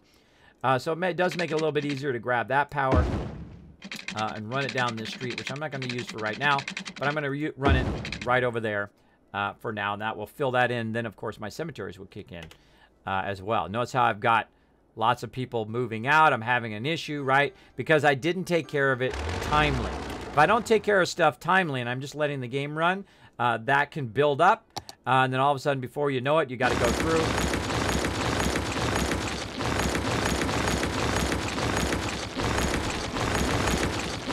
Take everybody out. Now, if you do enjoy the stream, Zappa saying how you doing to Luvitar. What's up? What's up? Oh, hello, said Brendel. Welcome to the stream. Again, you guys are most welcome to come in my stream and hang out. Thank you also to Drunk for the auto host. Also to Brendel for the follow. Thanks for dropping the Dragon Hammer, crushing that follow button, becoming part of the Kismet Army. Welcome, welcome. Come on in. Put your feet up. Relax. You're part of the Kismet Army now. We don't care if you put your feet up on the furniture. Go for it. Go for it. Luvitar coming in with a 402. Wow, the double host going on in here. Wow, you guys are just overburdened me with love in here. Let's see some overburdened with love in the chat. If you are a tier 3 subscriber, if you have those emotes, let's show lots of Kismet love trains in the chat. Always love to see it. Always love to see that love in there. And again, I do play lots of games here. I do stream in the afternoon, about 12 noon for a few hours before I have to pick up my kids. Now, my kids are off on spring break, so you're going to see me play a lot more games while they're off on spring break because they're going to be doing, you know, Girl Scouts and camps and all of that stuff while I get to play lots of games with you guys. So watch for those bonus streams. Maybe one later today. We'll see. We'll see. Maybe a bonus stream of a whole bunch of stuff. Again, Zaffa, thank you so much, Zaffa. I so appreciate that love. Now, I started something 2.5 years ago when I started streaming as a serious streamer. Now, I've been streaming all the way back since the early days of Twitch, when it was what it was before, right? But I only did it to show my members skill rotations. I am the leader and founder of one of the longest running gaming guilds, 15 years running. That's right, 15 years with over 800 members over that time. Play a lot of fun games like Lineage, WoW, Guild Wars 2, a whole bunch of other amazing games along the way. Lord of the Rings Online. Oh man, Star Wars: The Old Republic. A lot of MMOs, and had a lot of fun. But one of the things that I love to do is I love to play MMOs, right? And I love to teach people and help people along the way on how to be better. You know that guy when you're in a group, right? You're in a pug or whatever it is. The guy who's always standing in the acid. The guy who's always like making the group wipe, right? Well, that's why I started streaming in the first place, is to show people those rotations. But years later, I decided that's it. You know what I'm going to do? 2.5 years, I decided this is what I'm going to do. And I'm going to decide that every time I stream, I'm going to go out and I'm going to show somebody else some love. And that's what I call the Kismet love train. So we get on the love train, we go show it to somebody else, and then we ask them. They don't have to raid me back. I appreciate the raids. You know, I love when Zaffa comes in. I love when Luvitar comes in. And the whole entire community, their whole entire communities are awesome. You guys are amazing. But I say, you know what? You don't have to raid me back. Just take it and pass it on to somebody else and pay it forward to them and pay it forward again and so on and so forth. And that love train just keeps going around Twitch. And then I get to meet new people all the time. That's how I met Luvitar. I raided his channel. I found him via, of course, the Bearded Guys Gaming. Of course, the Beard Brigade. Love the Beard Brigade. Zaffa, same thing. I saw him in the list. I said, oh, this guy's pretty awesome. You know what? I'm going to go ahead and send him some love. So I went over there and raided him as well. And I love to give the kind of struggling streamers who are like, I want to get that partnership. I want to get my affiliate. Those are one of my favorite things to go and raid, to give them that little bit of extra push, right? To give them that little bit of incentive that there's somebody out there that cares enough to show them some love, right? So stay inspired, everybody. Stay inspired if you are a streamer. Stay inspired. Doesn't matter what you do in life. Don't let nobody tear you down. Don't let nobody take your negativity and stick it on your shoulder. No. Boom. Knock it off of there. You are awesome. You're amazing the way you are. That's how I got to where I am. That's how I got partnered. All that stuff is because I know what it takes. It takes absolute resilience. It takes not thinking things are impossible. People tell you stuff is impossible. It's only impossible for them. It's not impossible for you. You keep at it. You keep at it. Let's keep going. Let's keep going. Again, Hyper says, what's up, chat? Kismet, I love you. You're always positive and stuff. Thank you, Zaffa Geek. You know why I'm always positive? Because I have a condition called sleep apnea. When I go to sleep tonight, I could not wake up tomorrow. And I'm not kidding. I don't play character. I don't mess around. Every night when I go to sleep, I could potentially not wake up tomorrow because I do stop breathing while I'm sleeping, right? I'm not kidding. Believe me, I spent my entire retirement. I've been to 11 doctors. I've done it all in every way possible to try to solve the problem, but it's just something I have to live with. So believe me, when you have that kind of perspective on life, that this could be your last one, you just try to enjoy every day. You just try to get out of the bed and you try to do as much as you possibly can to push forward in your life, right? And I'm the type of person that when my doctors told me to lay down and die, I said, oh, heck no, that's not the way I go out, bro. That's not the way I go out. I'm not going to end up in no hospital bed and waste away for the next 5, 10 years until I finally pass away. I said, no, I'm going to the gym, losing 40 pounds, feeling strong, playing some games with you. All right. Let's play some games. Sometimes I do get distracted. I get distracted. Try to inspire you guys here in my stream. All right, so let's keep playing some City Skylines here. As you can see, our city is rocking. I got 109,000. I'm at the very beginning of the game. How did I get so much cash? That's because I think out my city in advance. I try not to create too many intersections. I try to create larger blocks, and I try to keep the momentum of the city going, right? Always keep that momentum of the city going. Now, we're getting to a point now where people got to get to work, and we're going to go ahead and use the bus lines. Now, I showed you some of the subterranean stuff, and now we're going to go ahead and use some bus lines. So we're going to go ahead and put our busing way over here. Now, you might be thinking, hey, Kismet, put it right here by the entrance. No, no, no, don't do that, because what's going to happen is your buses are going to actually cause a bottleneck there. You should actually put your buses way up here. Now, I've got these kind of larger areas for these type of things, for buses and things like that. And I like to put the bus line either by where the stuff is here, by where your educational is. And notice how it's going to actually cut into 2 lines there. So you can actually put it on this side, right? Put it on this side so that you have the ability to do those bus lines right next to utilities. And it's like, wait a minute, let's look at what utilities we've got, right?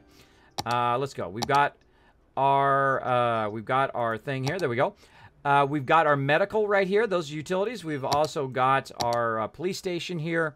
We've got our educational. We've got a elementary school there and a high school here. So this is a very, very busy place. If you'd like to see how busy it is, we'll zoom in a little bit. We'll take a look. We'll take a look. By the way, Kismet, the love train needs to go back to its original station, not only to refuel, but to show some respect and love back. You know what? That is the quote of the day. Thank you, Zaf. Thank you, Zappa. Mods, please grab that and send that to me to put that in my nice things that people say. I grab every nice thing that people say. I have literally thousands of them now for being a streamer for 2.5 years. And every day when I wake up, I read 5 of them. Grab those out of your chat if you're a streamer, by the way. Grab those nice things that people say. Forget about all the negative things that people say. The nice things that people say, read 5 of them every day. Those are the things that inspire me. When I get up in the morning, and people ask me all the time, Kismet, what inspires you to keep streaming, right? Even when I was going year after year and not getting partnered and it wasn't happening for me and I just kept struggling and struggling and struggling, even though I had hundreds of people on the channel and even though I was doing very, very well, they still was denying me again and again, right? You gotta, it's how resilient you are. It's how much that you will never give up. You will never give up on it. And I am that kind of person. I am so resilient, and I hang in there for the long run. And for someone like me who's a bit older, it's a bit tougher for me to get it because I have a very low chance, like maybe 1 to 5% chance that I get partnered. But I went into it knowing that. I went into it saying, you know what, my chances are fairly low, but there is a chance, and I make the impossible happen. So there we go. So thank you very much, Zappa. That is probably one of the nicest things that anybody's ever said in my channel. I appreciate that. Tonight is modded Fallout, right, Kismet? Yes, it is. If you'd like to see my schedule, it is right there. It is always right there below the stream. Lots of sound going on.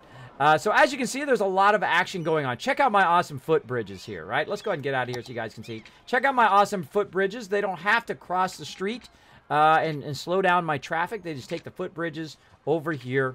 And again, look at this. Look at the high school. Very, very busy, right? And then, of course, elementary school, busy over here. And, of course, our police station, peeps coming through there as well as the police cars can come out and do it. Because the police cars can come out on a non-traffic road, right? A non-heavy traffic road.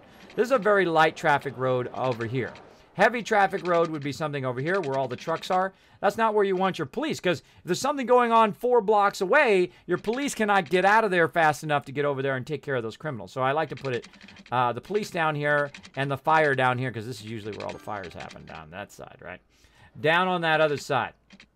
There we go. Now look, we're getting upgrades to our houses as we go along. That, of course, is bringing our income. Look at that, 2,600 already, everybody. We're crushing it. Crushing it. Doing very good in this playthrough. So we want to go ahead and find a place for our bus station. I'm going to say right over here is a good spot. Now, we can always move it later. That's one of the cool things about City Skylines. Huge genius moment to Paradox, who actually made it where instead of bulldozing this, which you would do in a normal SimCity style game, you can go ahead and go to relocate building and actually move the building, and it costs you a lot less than dozing it and putting another one in. And when I first started playing the game, that's what I would do. I would doze the building, and then I would build another one, right? And that just cost me a massive amount of cash doing that. So just relocate it if you need to fix whatever it is. But we're going to go ahead and start our bus line right here. And the reason why we're going to put our bus line here is so that people are going to be taking the bus, of course, to school here, as well as they're going to want to take it to work down there. So we need to think about how we're going to set up our actual bus routes. We're going to set those up right now. And I appreciate everybody hanging out here. There we go. Oh, watch out for those links there, Brendendale. Saltbot will get you. Saltbot will get you. So again, thank you, Zafagi. I do appreciate that greatly. That is now my favorite quote of the day. Thank you so much. Do you have any gardening tips? Where I'm planting is mostly clay. Oh, there you go. There you go, Amethyst. Ooh, some gardening tips. Good idea. I'm going to take from you, Kismet. Just have the good quotes. Exactly. Just grab the good quotes. Forget about all the trolls. Ban them out of your channel. I don't mess around, right? I'm at the age where I just ban people out of the channel. If they use a racial slur, or they come in and they're just being, they start using like the F word or whatever. They just straight up break the chat rules. Now, normally I go in 3 cycles. By the way, if you are a streamer, what I do is typically when people don't know, like they do spoilers or stuff like that, we just purge it first. So they get timed out for just a few seconds. Say, hey, please no spoilers. Don't tell Kismet, how to play Subnautica. Don't tell him all the secrets of how to play, right? Because he wants to discover them along the way. So you guys can see me do it here on stream. And then, of course, we'll do a 24-hour timeout if they're really getting out of crazy, and then we'll ban them. But if they use and I don't put up with it in real life, and I don't put up with it here in my stream. If they use racial slurs or things like that are just straight up rude, they're gone. Don't even bother with them, guys. Don't bother with them, right? They try to come in me. They try to play on me, right? I've been a graphic designer 25 years. I've been at the top of my field. I've worked for some of the biggest companies in the world, including Apple, by the way. Incredible job. If I could still do that job, if I didn't have my medical conditions, I would actually still be doing that now. Of course, I wouldn't be a streamer now, and I wouldn't be a partner streamer, which is another one of those kind of achievements unlocked in my life. But I've worked at the top of my field, and I've enjoyed it because I love to do it. If you love to do something, I find you're better at it than if you don't. If you don't love to do it. Let me let my city run so we can get some more cash. So yeah, if you love to do something, that is always going to give you an advantage. And I love to play games. I love to do design. I'm an artist first and a gamer second. But that, not by much. Not by much. Just by a little. Just by a little bit. So I did that for many years, but now this is what I do for a living. So if you do enjoy the stream, please consider hitting that follow button up there. Please consider hitting that subscribe button. I don't require anybody to donate, anybody to send bits or any of that stuff. I do appreciate you just hanging out here, but I appreciate people who do, because every single dime goes back in the stream to build it up. And hopefully we can get to 500 subs this year, and I can look my wife in the eye and say, look, this is a real thing. This is a real thing. You can actually do this for a living. Living the dream, everybody. Living the dream thanks to you. I just realized I lagged out, said Brendale. Yeah, look out. Whoa, it was like 3 minutes behind. There you go. You caught up. You caught up, Brendale. Thanks for hanging out. Hey, Buddy Run, great to see you again in the chat. I see McPhail in there. A what? A what? A what? A graphic designer. A graphic designer does stuff like billboards, does things like magazines. I've done everything. I've actually worked with $1 million computers before, back in the day. Before the days of Photoshop and Illustrator, I pioneered all of those programs when they first came out. That's right, when they first came out back in the day. I was very, very lucky in my career. Of course, I didn't appreciate it when I was 20 years old. I appreciate it now when I look back and I was like, wow, how did I get that job? How did they take a risk on this 20-year-old guy? It was probably because I loved to do it. I had a passion for it, and I was like 10 years ahead of everybody else. I knew exactly how to use the computer. I knew how to go in and figure out how to make stuff work, and I'm an excellent problem solver. So my best skill is problem solving. If you want to learn one skill to maximum rank, it is problem solving, because you can basically get any job after that, right? Because you can solve any problem, then they want you on task, on point, saying, you know what, go to it, right? And they would bring me the hardest stuff. They'd bring me the hardest stuff that they would send it around a whole bunch of different places, 5, 10 places, and they say, none of these people can get this to work. Hey, Kismet, can you make this happen? I'll be like, yeah, no problem. And then I go make it happen, which is what makes me always become the manager at every place I've ever worked. I was also a senior tech at Apple, by the way, and I'm on the road of making that 6 figures, which I'd love to be making right now. But you know what? Fate tries to give you a little bump into what you should be doing, and it tries to give you a little hint, right? And I think that's why. It said, Kismet, you should be doing this. And here I am. Oh, it gives me goosebumps. Look at those goosebumps, everybody. Gives me goosebumps just thinking about that. And, of course, my name is Kismet, which means fate or destiny in Turkish, by the way. That's where that comes from.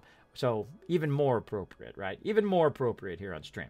Now, I'm letting it run a little bit so I can get some cash. And as you can see, our city is just crushing it. We're crushing it today. And let's go ahead and take a look at our expansion here. We're at 2,600. Again, we're going to do some buses here in a second. Next is going to be 5,500. And what are we going to get? We're going to get some more roads. But more importantly, we're going to get the bigger stuff here. The hospital, the police quarters, and the fire. Oil power plant, I typically don't use. But we also want to get to a point where we can do industrial specialization, right? So let's go ahead and go back here, and we can see oral or industrial specification. And then way back here, very early on, we got the actual district specializations and stuff. So we're going to go ahead and work a bit on a residential. And then, let's go ahead and spin this back around. We're going to work a bit on our residential over here on the right, and we're going to try to expand and try to get to that next level. Again, keep the momentum going in your city, right? So, commercial, residential, right? Try to balance those. And then industrial as you need jobs, right? So, let's go ahead and expand all of this. Notice how I expand in rows. Again, leaving that gap for our footpaths. We'll come back to those footpaths in a bit. We'll get all those in there. Let's go ahead. Look at that. Look at how fast that's expanding, right? Very, very nice.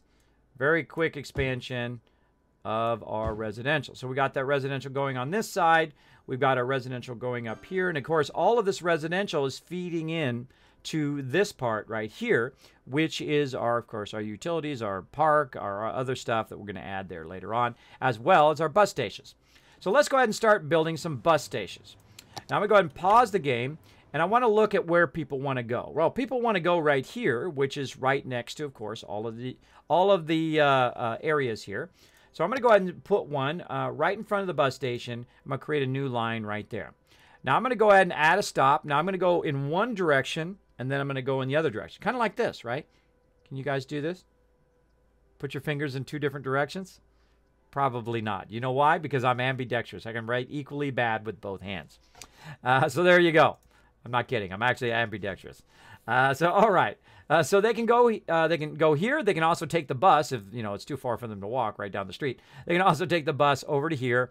And then what I'm going to do is I'm going to go ahead and run it down here. So I'm going to put one there. Don't put too many bus stops, by the way. You don't need 50 bus stops. You need one every other block or so. So there's one there, so I can get all the residential from both this side and this side can walk down and get this bus stop. And then, of course, we'll go about right there, which is going to be about midway. Notice also it's right by the footpath, so they can go walk down the footpaths if they want to. And then we're going to go ahead and bring it down here to the end where our industrial is. We go halfway through our industrial. Boom. Put another one. And this way we can pick everybody up from there. Way here at the end. Because I like to mirror the sides here. Now, also, we could just skip this one, right? We could skip that one here if we wanted to, and just go up here. But I like to go heavy bus stops in industrial and then lighter bus stops in residential, like they do in real life, by the way. I don't know if you've ever gone in and actually, that's what I think I love about games, is it actually makes you think about things that you would normally not Google, right? Or normally not learn, like, how do they come up with bus stops? How do they decide where bus stops go? Now, I actually have people who I know, and I've actually done some work with cities and stuff like that, and stuff I can't tell you, Black Op projects with Apple. I can't tell you what I did, but I can tell you that I have done something that were really awesome, right? Working with a lot of amazing people around the world. Again. So when people come in and they try to put me down and all that kind of stuff, they say, hey, Kismet, you're old or whatever it is. I'm like, dude, when you've done your career for 25 years and you've crushed it as much as I am, then you can come talk smack. If you've been, like me, with your significant other for 25 years. That's right. Been with my wife 25 years. Last Valentine's Day, this very last one. And, of course, I have 3 beautiful daughters as well, trying to raise them right, teach them respect for other people. And stay positive, of course, in their life, because you're going to have lots of ups and downs. I'm not going to sugarcoat it for you guys. I don't sugarcoat stuff. I think that does a disservice to people when you sugarcoat. I mean, maybe, you know, if your significant other has a really ugly outfit on, you might go, yeah, it's okay. But, you know, don't be harsh, but be truthful in what you do, right? Be truthful in what you do. Now, as you can see, I'm adding a bus stop in the opposite direction. Now, a great example of this technique, where you have your bus stops across the road from each other, is Disneyland.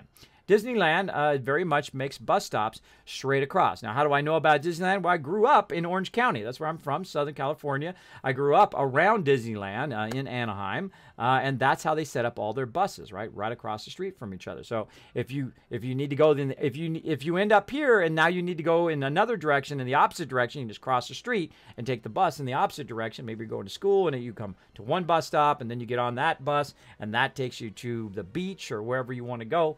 A great way is to kind of double up on opposite sides of the road.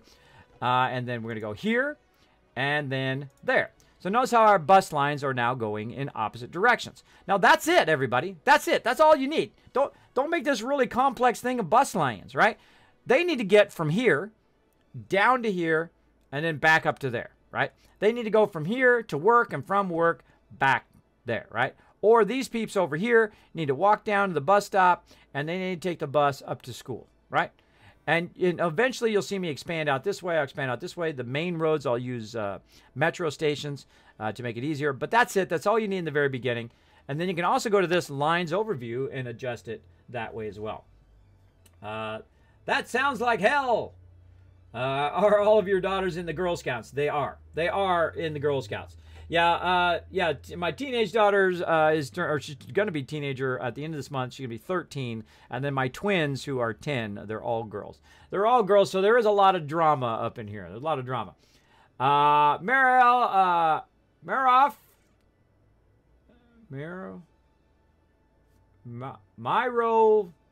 Phil Tank. Are you a tank? Do you tank? I'm a healer. So tanks and healers are like this, bro. Tanks and healers are like this. So welcome to the stream. Also, Il Maniac, thanks so much for dropping the Dragon Hammer, crushing that follow button, becoming part of the Kismet Army. Welcome, welcome, everybody. Welcome to the stream. There we go. It's fun to go out with friends and family, but in my opinion, it's not really worth it. I'm not very much of a person that likes to go out and hang out and eat and sit there for like 2.5 hours. But I do love doing that with my wife and my kids. Not necessarily just random people that, you know, just random acquaintances that you find.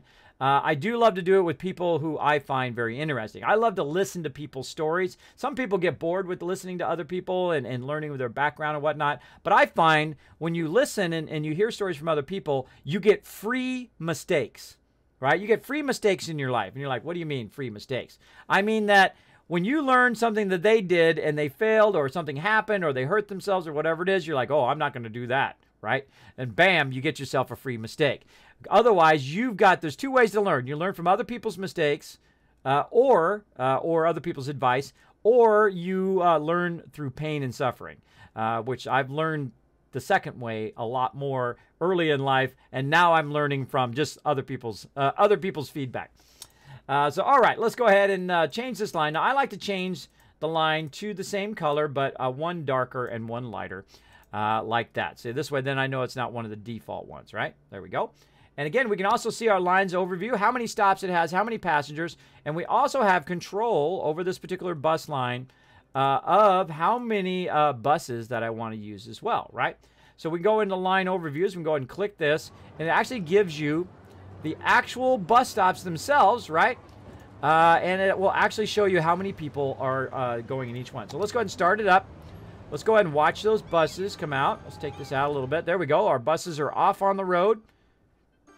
Now notice, look, these buses went off the track, right? I always find that interesting. They went all the way down, they turned around, and they came back. The reason why they did that is because they've got to start their line on this side, right? This is where their new line starts, right there. So they just went around, turned around, and came back that way. So here they go. They're going to go ahead and go down the side of the road. And there we go. We've already got it going. And it's going to come up here in a bit and tell you how many per week. Right now, 4 per week. And we can actually see if we have too many buses, right? And you want to make sure that if you have too many buses that you reduce it. Otherwise, you're going to have all this extra traffic on your roads that you don't really need, right? So right now, we've got a whole bunch of buses. We got 4 buses going on this line, and we got 4 vehicles. Oh, actually, it's 9 stops and 4 buses on there. Now, we can increase it if we want. We can add more, or we can just add more bus lines itself. But here we go. Look at this. 46 people right here. 48 people right there. So it's not getting enough. Now, where's that bus stop? Let's go ahead and look at where that bus stop is right here, right? And we can click on these other ones, and it'll show us, right? Those particular bus lines or those particular bus stops. And as you can see, we go look along right here. Look at this. This is a very heavy bus line here. So we can actually increase it. If we think that we need more buses so that we can keep that going, we can go ahead and just drag it up here.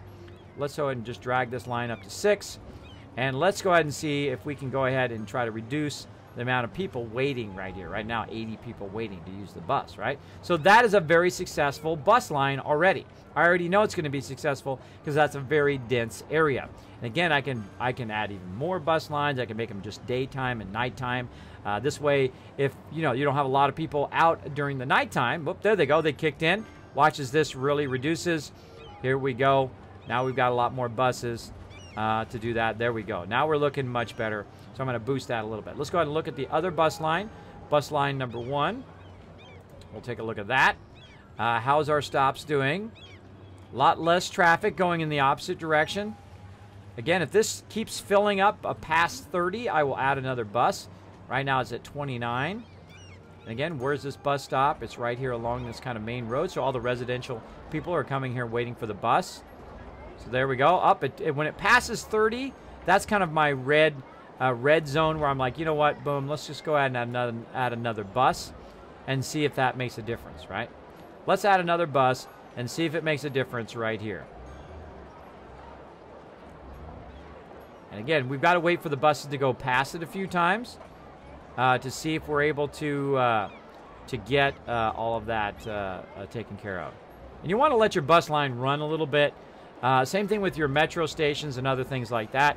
You want to let them run so that you can get an average of if you're able to pick up enough peeps. There we go. See, now it's down to about 16. That's pretty good. Here we go. Next one's going to actually grab the bulk of the rest of this. Boom. There we go. Down to 12. Again, adding one more bus does make a difference. And now look at this. We've got 163 people going. That's a lot less traffic on the road. In the long run, it's going to make an incredibly huge effect on our city. Huge effect. I'll stick with the barely visiting Six Flags. Yeah, I don't mind going out with people that I really like. I do like to hang out with different people as well. I do like to meet new people and hang out with them at TwitchCon. You'll see me be there. But the funny thing is I'm not as talkative usually in real life that I am. And my mods can attest to this, who have met me at TwitchCon. A bunch of other people who have met me at TwitchCon. I'm typically not this talkative in real life. I usually love to listen to people and listen to their stories and stuff like that. I'm actually an introvert. I'm a recovering introvert since I was like 10 years old. As many people are here on Twitch, which I find very funny. Very funny. I have to bounce, unfortunately. You have yourself a good stream. Take it easy, Zappa. Thank you so much for that, host. Thank you much for that love. Kiz, you're still doing all the art stuff for the channel, right? Yes, I am going to do that. I'm going to actually download all of my knowledge to you guys on how to be a streamer and how to do design and how to use Photoshop and how to do your own graphics and all of that stuff. I'm going to get you up and running and all that stuff. But again, I only have so much time in the day, so I have to focus on the projects I need to get done now, and then I get those squared away and get my production of those going, and then, of course, I'm going to start another production of those creative streams or creative videos. I don't know if I'm going to stream them, but probably create creative videos, make them, put them up on YouTube, put them here on Twitch, and then, of course, you guys can join them. If you enjoy them, make sure to consider supporting the channel through Patreon, through GameWisp, or through, of course, subbing here on Twitch. That does inspire me to keep going. Otherwise, I always try to focus on the things that are most vital first, right? And always the hardest things first too, which take a long time sometimes. Pokey coming in with the auto host as well. Thank you, Pokey. Another amazing streamer who I hope gets partnered at some point. There we go. I mean, Disneyland is only 10 hours from northern Utah. I made the drive a few times. There you go. The funny thing is I now live in East Tennessee, and I have never been to the Florida version of Disneyland yet. I plan to go at some point. Thank you, Dark Angel, also with the auto host. Thank you so much. Thanks for hanging out. Let me make sure I didn't miss anything from the amazing Iluvatar and other peeps here. They designed logotypes and isotypes, too. Rudis, there you go. Everybody's having a beautiful Wednesday. This is MacPhail the Jedi. One of my friends wants to do it, but it looks complicated to me. Graphic design, do a bunch of stuff like magazine covers, billboards, and I do some websites and such too. There you go, Brennadell. Yes, I have done every type of graphic design you can do, from foils to comic books, some famous comic books like The Simpsons and, of course, Marvel and, of course, DC. I've done a lot of that stuff. I've done pre-press and printing, if you know what that is. That is kind of the very highest end of being a designer, where you do production, where you actually take other people's designs as well as your own designs, and you actually process them to be printed or to be sent out to the internet or to be done whatever they're done with them, right? And I've done foil labels. I've done billboards on the side of the 405 freeway. I've done everything you can do because I was obsessed with doing everything you can do in design, and I did, and I crushed it, and I had a fantastic time, and I made the big money. I made that crazy money doing it because I loved to do it. I became the manager just about every single place I worked, and then I put that money away, which is lucky. I put that money away. At least that was one of the smarter things that I did, so I could use it later on when I started having health issues. I could actually survive on that money and use that money to pay for my doctors to figure out what my problem was, so that I can now, of course, manage those issues, which is what I do, and play some games. Let's go. All right, so we got our bus lines going. Now we're out to 3,000. Oh, we're getting close. We're getting there, everybody. We're getting close to the next level here. We're almost to 5,500. Now let's go ahead and think about what we're going to be doing way out over here in this corner. Now, we've got some things. It is the industrial things you can do right here. Now, you've got some stuff you can shape here. You've got your footpaths. You've got yourself some other stuff here you can do, including cool aqueducts and stuff. But watch out for these, by the way, everybody. It will start to flood your entire city, so be careful. Be careful for that stuff. But we've also got this over here. We've got parks and other things that we can do. We've got this part here, which are achievements that you can put in there. We'll fool around with those later on. And of course, they unlock the larger things like having like massive amount of power and other cool things under your monuments, which when we reach a certain population, it'll let us do that. We got to get to 90,000, which is going to be no problem. No problem in the long run to get that going on. Now, there's another tool right here called districts. Now, districts has to do with this stuff right here, which is forestry. It's going to be farming. It's going to be ore, and of course generic, and then of course this one, which is oil, which is going to make you some money, right? So that's some industry. Now right now, of course, we've got this area up here, and let's take a look at our various minerals here, our natural resources. As you can see, look at this black area here, that's oil. So there's some oil there. This green area there, that is our forestry as well. Over here, this yellow area, that is our fertile land, aka our agriculture. So we want to actually utilize these areas. Right, now this is one of the trickiest things that I learned in the game, is how to utilize these areas for your agricultural. So I've got some industry down here, but I'm actually going to use some industry up here, but specialized industry along this top edge. So let's go ahead and fool around with that a little bit. Now, of course, we're going to need our water and whatnot, which we've already got run up here. And we're going to fool around with that. Now, again, we want this on so we can see where we're going. And we're going to go ahead and create a double lane road out here. Let's actually figure out what we're doing with our gaps first. Let's just go ahead and just run this full residential all the way out. And then we'll do that industrial. Let's get our road here. There we go. So we're going to leave a 1 gap all the way across here.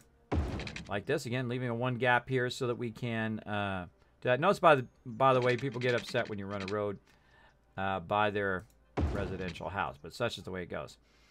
So let's go ahead and look about here. How we looking? Okay, we're getting into that zone now. So let's say from right about here, that we're going to put commercial here or office buildings, so we have a gap between our residential and also our commercial, which is going to be up here. So let's go ahead and leave another gap here. Again, we're leaving room for those footpaths and put this road in there. And then this road, actually, well, let's go ahead and just upgrade that. Let's just start with that with a 4-lane road. Again, notice how I've lost power. Hit the space bar so you don't lose power there. And again, as I expand, I can go ahead and take this power out.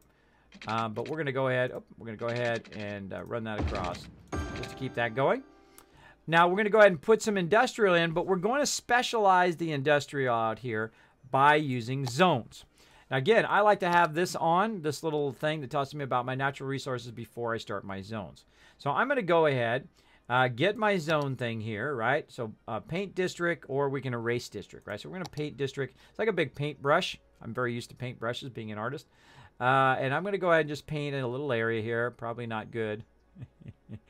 Not well. I'm going to go ahead and fill this whole area in with that. Now, if you make a mistake, of course, you can hold down the right mouse button, and you can do that to try to get it out. And I like to try to get as close as I can to the roads I want to do, like this. You can do this on the road. I like to be on the inside of the road, like this. In case I decide, I say, hey, no heavy trucks or no anything like that, I can put that along there, which we'll talk about that later as we get a very large city going on. All right, so that's pretty close there. Again, I don't like it to be actually on the road. I like it to be where that's going to be. Now, you can actually change the size of the brush if you want. You can make it even bigger brush. You can make, of course, a smaller brush, which, of course, makes it easier to kind of fine-tune that stuff. So, Foggy Park, we're going to actually go ahead and do that. And there we go. We've got Foggy Park. Now, we can actually rename Foggy Park. We're going to call it the Farmlands. There we go. We can also do special policies, and of course you unlock more policies as you go in the specific area that you have to recycle in that area, or you can't have heavy trucks going through that area or whatever it is that you want to do. But we'll fool around with those much later. So there we go. So we got that. Now, of course, we got this thing, but basically it doesn't really have a very specific type of district. So we're going to go into districts again, and this time we're going to go over here, and we're going to say, okay, this is going to be the farming industry, right? And then we're going to go ahead and click on it. Notice now it's got a little icon there. Let's zoom in on it. Notice how it's got a little icon there that says this is an agricultural area. So any industrial buildings are going to be agricultural based. Again, this is probably one of the most trickiest things to learn in the game when you get started. And I'm going to go ahead and try to line it up so our footpaths can still go all the way back here so people can walk to work if they want to. We're going to go ahead and run along here. And I'm just going to temporarily do that. Now, I'm really not going to leave that because it's not, you know, a 4 thing. Because I want to get the best I can do. So let's take that out. Let's go ahead and run this a little bit straighter. There we go. More like that. And then, of course, that's going to allow us to have that more straight area. And then, of course, we have a footpath along there. And now what we're going to do, again, look at where the zone is, right? So here and here. And we're going to go ahead and fill in those zones for now, like this. And what's going to do is start to gap all the way across, right? We want to also do our residential up to here so we can gap the power so we don't actually need this power. We can take this out here in just a few moments. And then we're going to put some commercial in between the commercial and the industrial, and we're going to watch that fill in right now. But watch the difference in the industrial. Watch the difference in what shows up in these locations. Again, there's our commercial coming in. Again, let's look at how our power is going. See how it's chaining our power through there. Again, look at the difference in the style of the industrial. So that's what zones are for. If you never learned that before, right now you're going, oh my gosh, Kismet, that's how you do it. That's how you do it in City Skylines. That's how you do specialized industrial in that particular area. And as you can see, we can go in there. I know it took me a long time to figure it out because I don't look stuff up. I try to figure it out while I'm playing. But there we go. Operation normally. We've got 2 of 16 workers. Hopefully we get some more workers. 14 jobs available. So, of course, we're making more jobs for our peeps. And, of course, we're going to earn some income for that specialized industrial. And, again, we'll go ahead and do what we normally do. Once it fills in, right, we'll go ahead and let that really start to fill in. Now, we've got our power running, right? Now, all this power we have running down the middle is no longer necessary. So we can go ahead and take that out. Like so. And it's going to chain the power from here. And look how close we're getting to this, right? One more row, and then we don't even need this power stuff anymore. And we're also powering this way out here. Now, we need to watch out at this point. Because what's happening, look at this. It's starting to go down. Also, we need to watch out. Our power's going down because we're doing a lot of expansion. Again, going to go way over here, right in the entrance. And make sure I've got enough cash. Oh, yeah, I've got enough cash. Guess what? While we were talking, 288,000 now in the game. I know. I'm hooking you guys up with my best tips. With my best tips for playing City Skylines. You guys are crushing it, I bet. You guys are going to be a giant sim tycoon like me. There we go. So we got that going on. Again, look at all this stuff we can fill in over here now. So we can get that. Again, let's look at our water. Our water's looking good. Let's look at our water up here. When it starts to go down, I just say, you know what? Let's not risk it. Let's go ahead and just add another one. Now, of course, I'm going to start expanding to the left when it comes to the water because I don't want the water to be too close to the sewage. And you can also see the direction of the water is going this way. So the sewage is going to go, well, actually that way on stream. This way for me because I'm reversed to you guys. And so we want to also add some sewage over here. So we'll go ahead and add that to this side. And, of course, we want to tap that into the rest of our system here. And there we go. Now, our sewage, actually, I'll click on sewage, and we can see how our sewage is going. You can see that we're having a bit of sewage here, and then, of course, it gets washed away. Now, eventually, we will actually move our sewage way over here. That's right. We'll have it way over here out of the way. Now, what happens, though, is that this comes in, and then it starts to fill in right here. See, you got to watch out for that. Like, it'll start to fill in this area because it slows down. You can see this, the arrows are smaller, so it has a tendency to slow down in that area. So, and we'll add some more stuff in there to help out with that water. All right, so we're looking good. Now we're ready for like a mass expansion. We got $280,000. We're ready for a mass expansion over here. Let's get to it. Let's start making that big money. Let's do it. All right, let's go ahead and just start dropping. Oh, actually, I did one too many there. Let's take this out. That was my bad. My bad. Take that out. We want to actually do commercial there. There we go. And let's go ahead and fill in a bunch of residential. And what this is going to do, again, we're trying to keep that momentum going, is this is going to go ahead and push me to the next level of my city. And again, we'll do that. Let's go ahead and do this commercial here. Again, screwed this up. Do that. Take that out. There we go. Now this filled in, we'll fill this in. Again, notice how I do kind of a row of 4, and then I leave a gap. This way, again, they fill into full-size houses. I mean, one of the biggest tips I can give you in this game is to make sure that you have complete control over what's being built at what time. It does help a lot. And then we'll go ahead again, put our commercial down here, even though we're going to run commercial up here. I do like to bookend the bottom half of my block with that, and then the top half I will just put residential in like so. Now notice the difference on this left side that there isn't a gap, and over here there's a gap at the end. That's because this one's going to be a major road eventually too. And again, I don't need to do it right now, but it does help. Now another thing we can do, of course, to get our houses to upgrade to, because there's different tiers of houses, by the way. Let's take a look at that. As you can see, our residential level in some houses are low, and some houses, of course, they're in the higher kind of 5 level, depending on their color, right? So if they're kind of a lighter color, they haven't been upgraded. If they're a darker color, they have. Now look at that. We're making over 3,500 now. Now we're ready to upgrade our roads and encourage people to upgrade their houses, right? So we can start getting rid of these smaller roads, the dirt roads, and start updating those to our kind of 2-lane roads. So we're going to go ahead and just upgrade these. And what that is going to have an effect on the houses here. So these houses are going to start upgrading more often as we add kind of a primary asphalt 2-lane road. Like so. There we go. Looking good, looking good.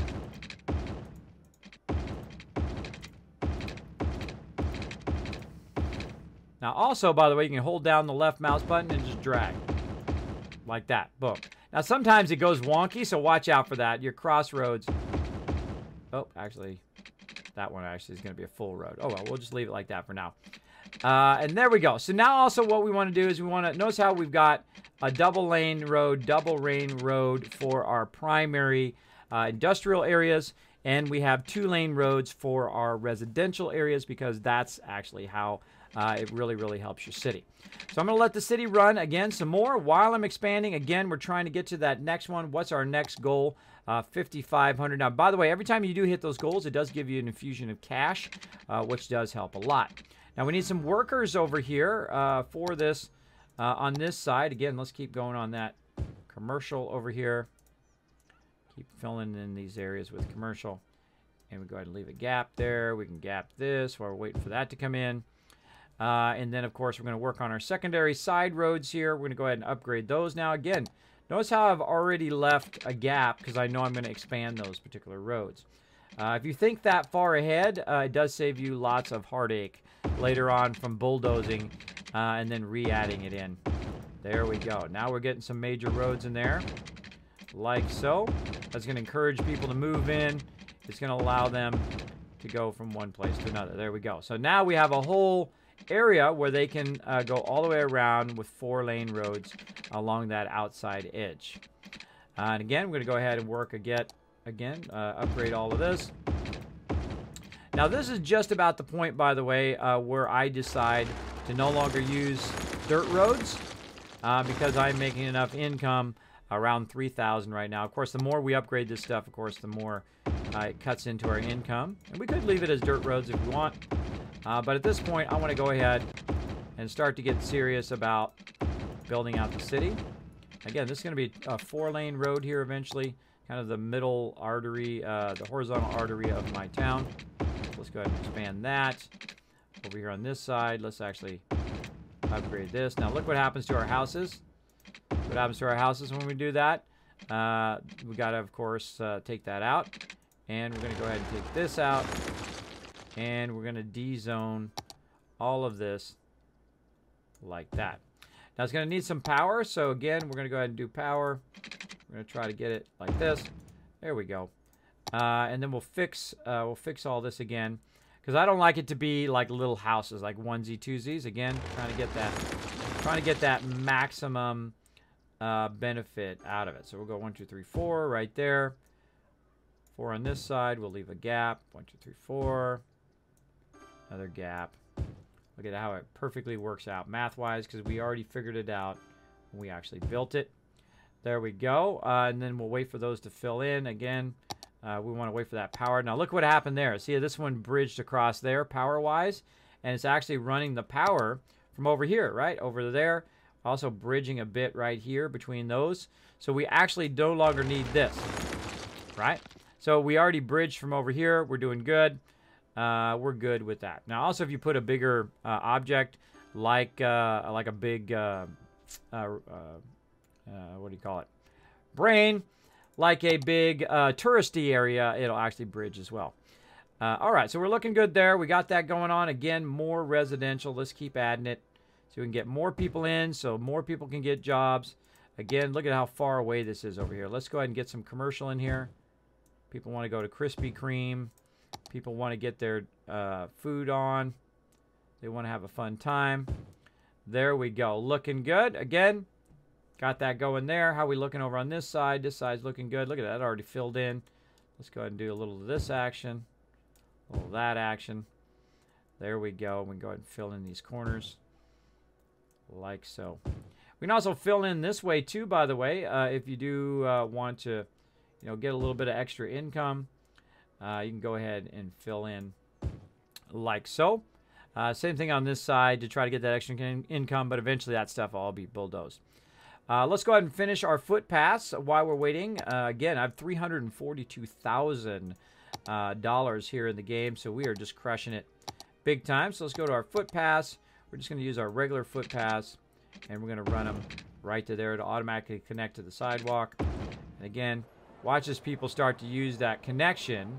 Instead of using roads, they will actually walk from over here and then walk down the middle to go to the park, or they will walk across. And it takes a bit to kick in, right? You see some people coming in, relaxing. There we go. And then that guy's walking over there, right? Instead of taking his car, what he does, he just walks down the footpath. And that's what I really like about footpaths there. Now, another thing we want to do is we want to have footpaths keep on going all the way down over here. Look, they got employees over there now. So let's go ahead and continue our footpaths down the road here. Now, we need a cross footpath along here, so we'll go ahead and just make a real long one. Like so. You can also look at it from above. That's why I left this gap here, by the way. This gap is for those footpaths. Again, if you're going to do long blocks like I do, the reason why I do long blocks is so I don't have a lot of crossroads. Crossroads cause traffic. Inability for your people to get from place to place cause traffic. And there we go. And we're going to go ahead and bring that down like so. We'll go ahead and bring this up to here, across to there, down to there, up to here. And again, I go on an angle so you guys can see. There we go. And down, and up, and over. And you can see I've done this once or twice before. Once or twice before I have done this. Now, when it starts going funky like that, just roll with it. All right. And I'm also going to go ahead and create a one where you can just come down and get across the road, right? And I can go this way too, where you can go from, if you're coming from either direction, you can go ahead and take that footpath. So if you live right here, you can literally go out your backyard, walk this way, and walk yourself to work if this is where you work, which is really cool. Really cool. All right, let's go ahead and add some more industrial over here so we can see that agricultural stuff do its stuff. And we're going to go ahead and add it on this side. We'll leave a 4 gap. We'll do some more. And again, there we go. Sometimes I do make mistakes, by the way. I'll do 5 instead of 4. If you make a mistake, no big deal. Just bulldoze and go. Look at that. Look at how it's just kicking in right away. And we got a nice area there we can do. Notice how it also flattens that out because we have a kind of a big drop off by the water. It will flatten all that out. We'll wait for that industrial to kick in, and then we'll fill that in. How are we doing down here on our industrial? We're looking good. Oh, there's a spot right here for some, and a spot right there. Now this right here got messed up somehow. Look how we've got this kind of weird building action. Let's go ahead and get rid of that. That's from when we were messing with our roads. And let's go ahead and fill this in here. Thank you, C. Hitman, for the host as well. Thank you so much for that host. Not the Chalk River. There you go. There you go. Beware of water arrows or else you'll have Poop Beach. My residents were not happy. Exactly. Exactly. You do not want Poop Beach. Kismet, is this a new city run? No, this is actually the same city we were running from last time. So I was talking about gaps and setting up gaps and all of that stuff and getting going. The final curtain. Chewy, you're so awesome. All right. Yes, it is about time for me to go, but I may do an additional bonus stream later on. We're going to see. what's going on. I do appreciate everybody hanging out here in the stream. Let's go ahead and just finish out our footpath so these people can walk from here all the way to the residential, all the way to the other side of the entire map. Isn't that awesome? And we'll get that going on right now. Let's go ahead and finish out those footpaths. And again, once I start getting to a point where I'm like, okay, my roads are pretty squared away, my area is pretty squared away, then we'll keep it going there. All right, then up.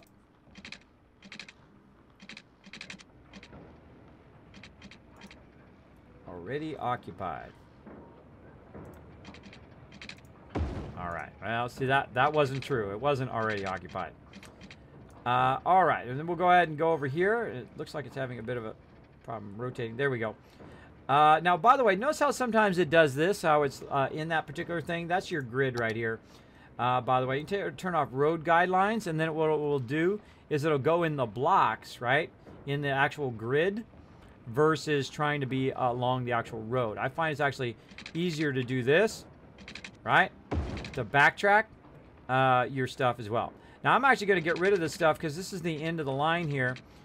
So I'm actually going to put this in here. I'm also going to show you a trick, too. Let's go ahead and take out this industrial here. So we'll go here. We're going to de-zone this. Let's just de-zone all of that. You speed along, too, by bulldozing it. But what I'm going to do is I'm going to make it where no matter which direction you're coming from, you can get up on the road and, of course, take the footpaths. And I usually do this kind of at the end sides. And, of course, I'll do a bit more advanced stuff with this later on. But right now, we're going to go ahead and do this. And start with the top. And we're going to try to do it in 4. Notice how it doesn't do it in 4? Let me show you how to fix that. You go in here and you go ahead and raise the train a little bit. Just kind of, you know, rub it across there a little bit. Doesn't have to be a lot. Just a little bit. And then you do it. Click it. Click the top part here. There we go. And look at that. Now it works. Notice how it didn't work before, but because we raised the train just a little bit, so it's kind of more at that level, we can now do 4 on each side instead of 5. So it's not eating up as much of your stuff. Now, of course, eventually I'm going to be reworking all of this down here, and this will be my train tracks coming through. But there we go. So as we can see, we'll watch people start to use that from the end here. So they're at work, right? They're like, hey, I want to cross the street, but I don't have to walk all the way down here to cross the street. What they'll start to do is they'll start to walk across here and end up here at the end, right? So they'll start to walk all the way down here, or they'll walk across that way and use the cross paths. Now, you can also get the cross paths going this way so that the people are walking and utilizing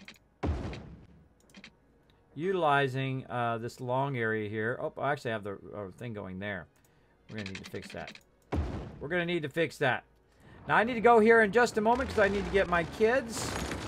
I'm going to take that out for a second. There we go.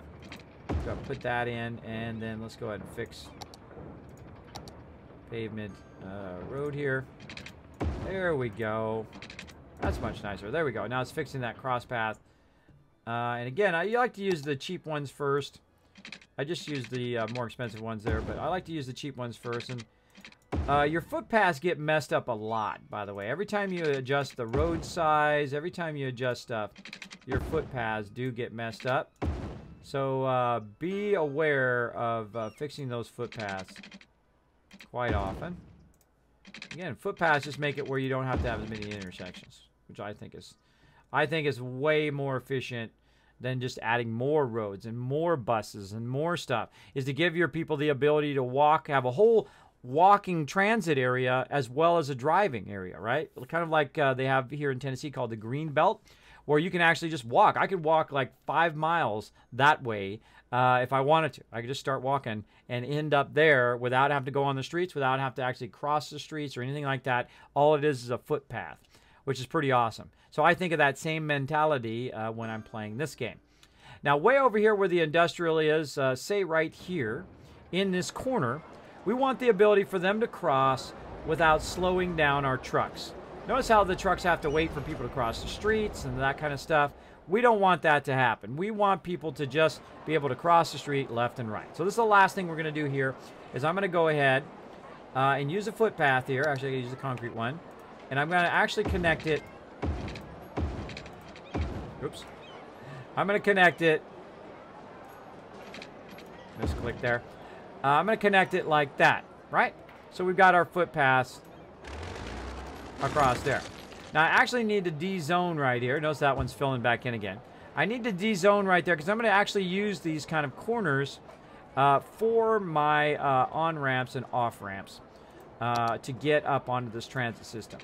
So we're going to go down like this. There we go. Now, notice that says too steep, right? Again, use our technique. Raise that up just a little bit. Just did a little bit of tapping there. And now we're good. You're welcome. You're welcome. I just saved you hours of your life right there. I just saved you hours of life and frustration of figuring out how to make those footpaths be 4 instead of 5.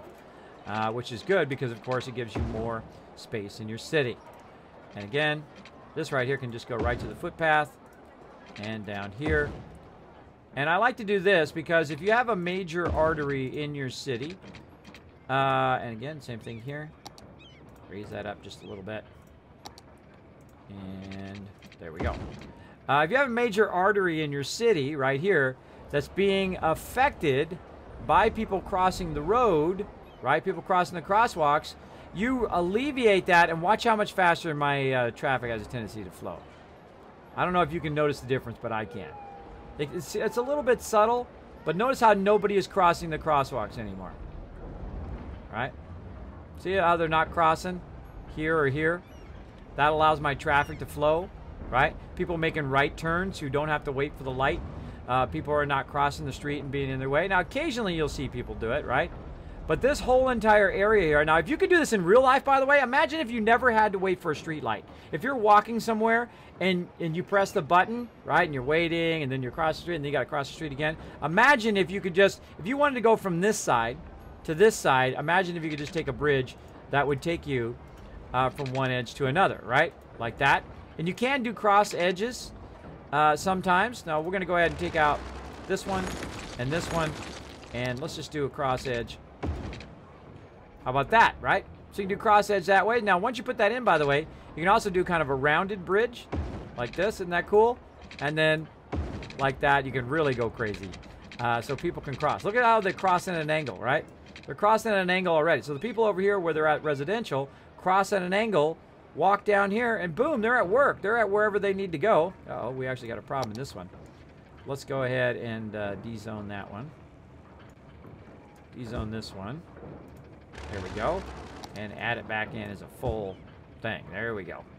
So people can walk to work. They can walk to the bus station. Notice I got the bus stations right there perfectly placed. So they can come in and out, get to the bus station, come out of the bus stations, and walk to it. Look at them go. They use these footpaths right away, and that just reduced a massive congestion area that could build up right there in my city. Oh, we're having trash issues. Hold on. We need to get over here. Look, our things are full. Right? Our landfills are full, and that happens a lot. And I'm going to go ahead again to create a kind of a major thing. Again, you don't have to do a major road over here if you don't want to. I do because I want to make sure that I have plenty of space. And again, we'll go ahead and put in another landfill right here.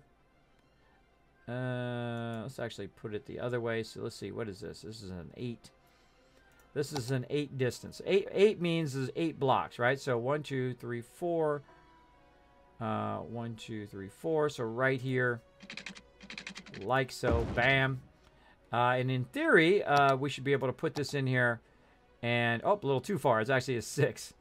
It's actually I did 8 gap, and then I forgot this. There's that much as well. All right, too far. But again, if you do it while paused, no big deal. You can always take it out.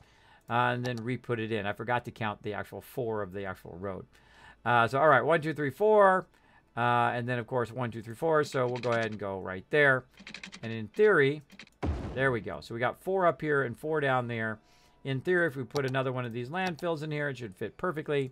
It does. You know what? I'm going to put 2 in. There we go. And again, eventually I will get rid of these landfills. And sometimes it's better to kind of, you know, put some on this side, put some down here, and so forth. So that I may talk. Squirrel. All right. Squirrel. I heard you, Chewy. I heard you, bro. I didn't forget. All right, so we wanted to get that done. Make sure that our city is going to have enough trash. You can see that we have massively expanded out here. Let's go ahead and let that go for next time.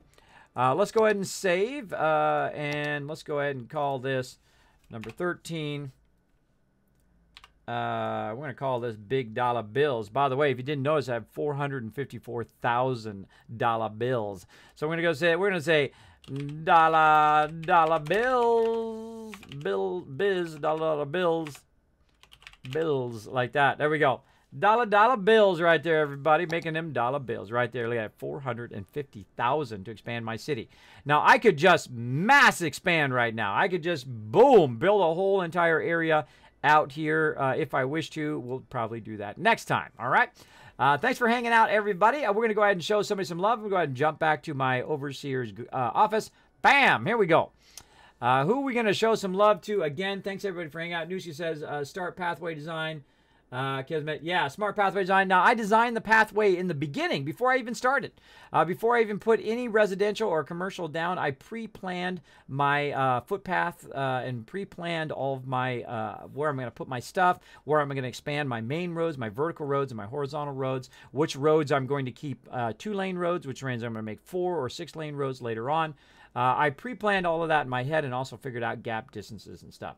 I think that is the most vital thing in any sim game, is to figure that out and figure out how you're going to alleviate your traffic as you go along, as opposed to building your city and then coming back later and trying to fix the traffic, which costs you so much more time. It costs you so much more cash in the game that it is definitely worth it to think it in advance. In advance for sure. All right. Now, again, I may be back for a bonus stream. No guarantees. We'll see how it goes. My kids are actually going to be off for spring break for the next week or so. So I might be doing more bonus streams. Might play some Dark and Light. Of course, a bunch of Subnautica and a bunch of other games as well. So make sure to hit that follow button, just like, who was that?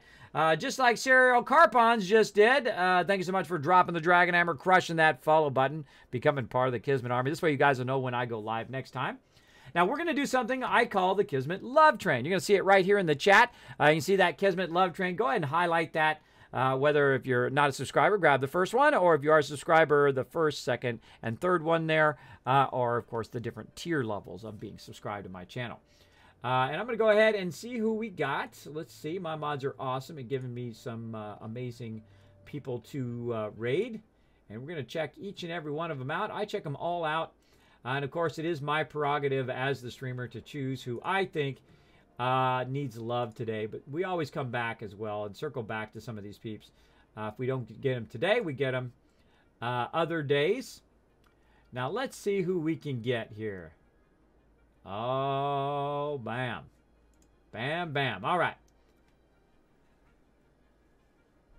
There we go. Oh, there's somebody who needs some affiliate love. Ah, Sun Bunny. We've gotten her before. Much love to Sun Bunny. Playing some 7 Days to Die.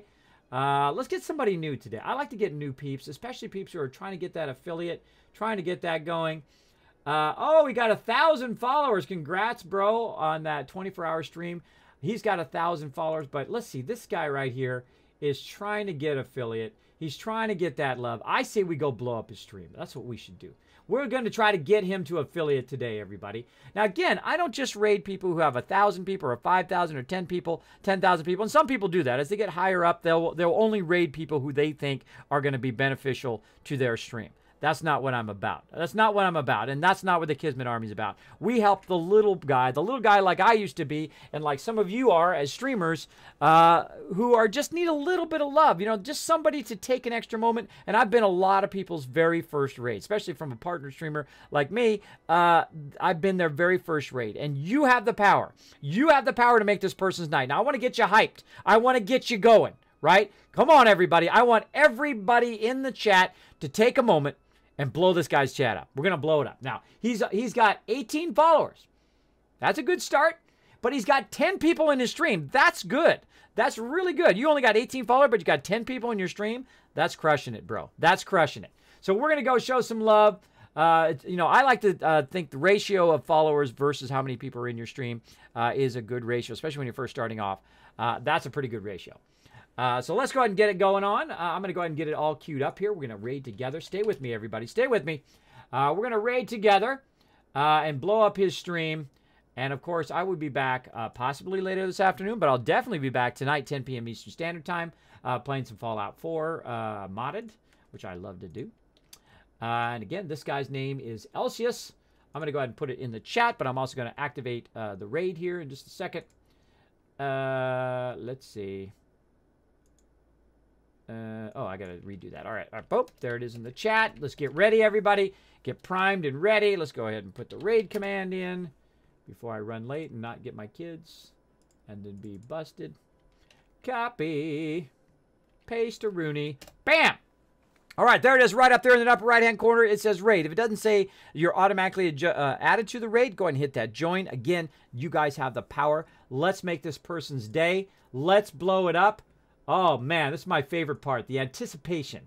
The anticipation of making this person smile, of maybe being their very first raid, of maybe making a difference in their streaming career. I've made a difference in a lot of people who have gone on, rated them, and they've gone on to be partner streamers. Maybe you will be as well, too. So I will see you guys, of course, later on. Thanks for hanging out in the stream. Bye, everybody.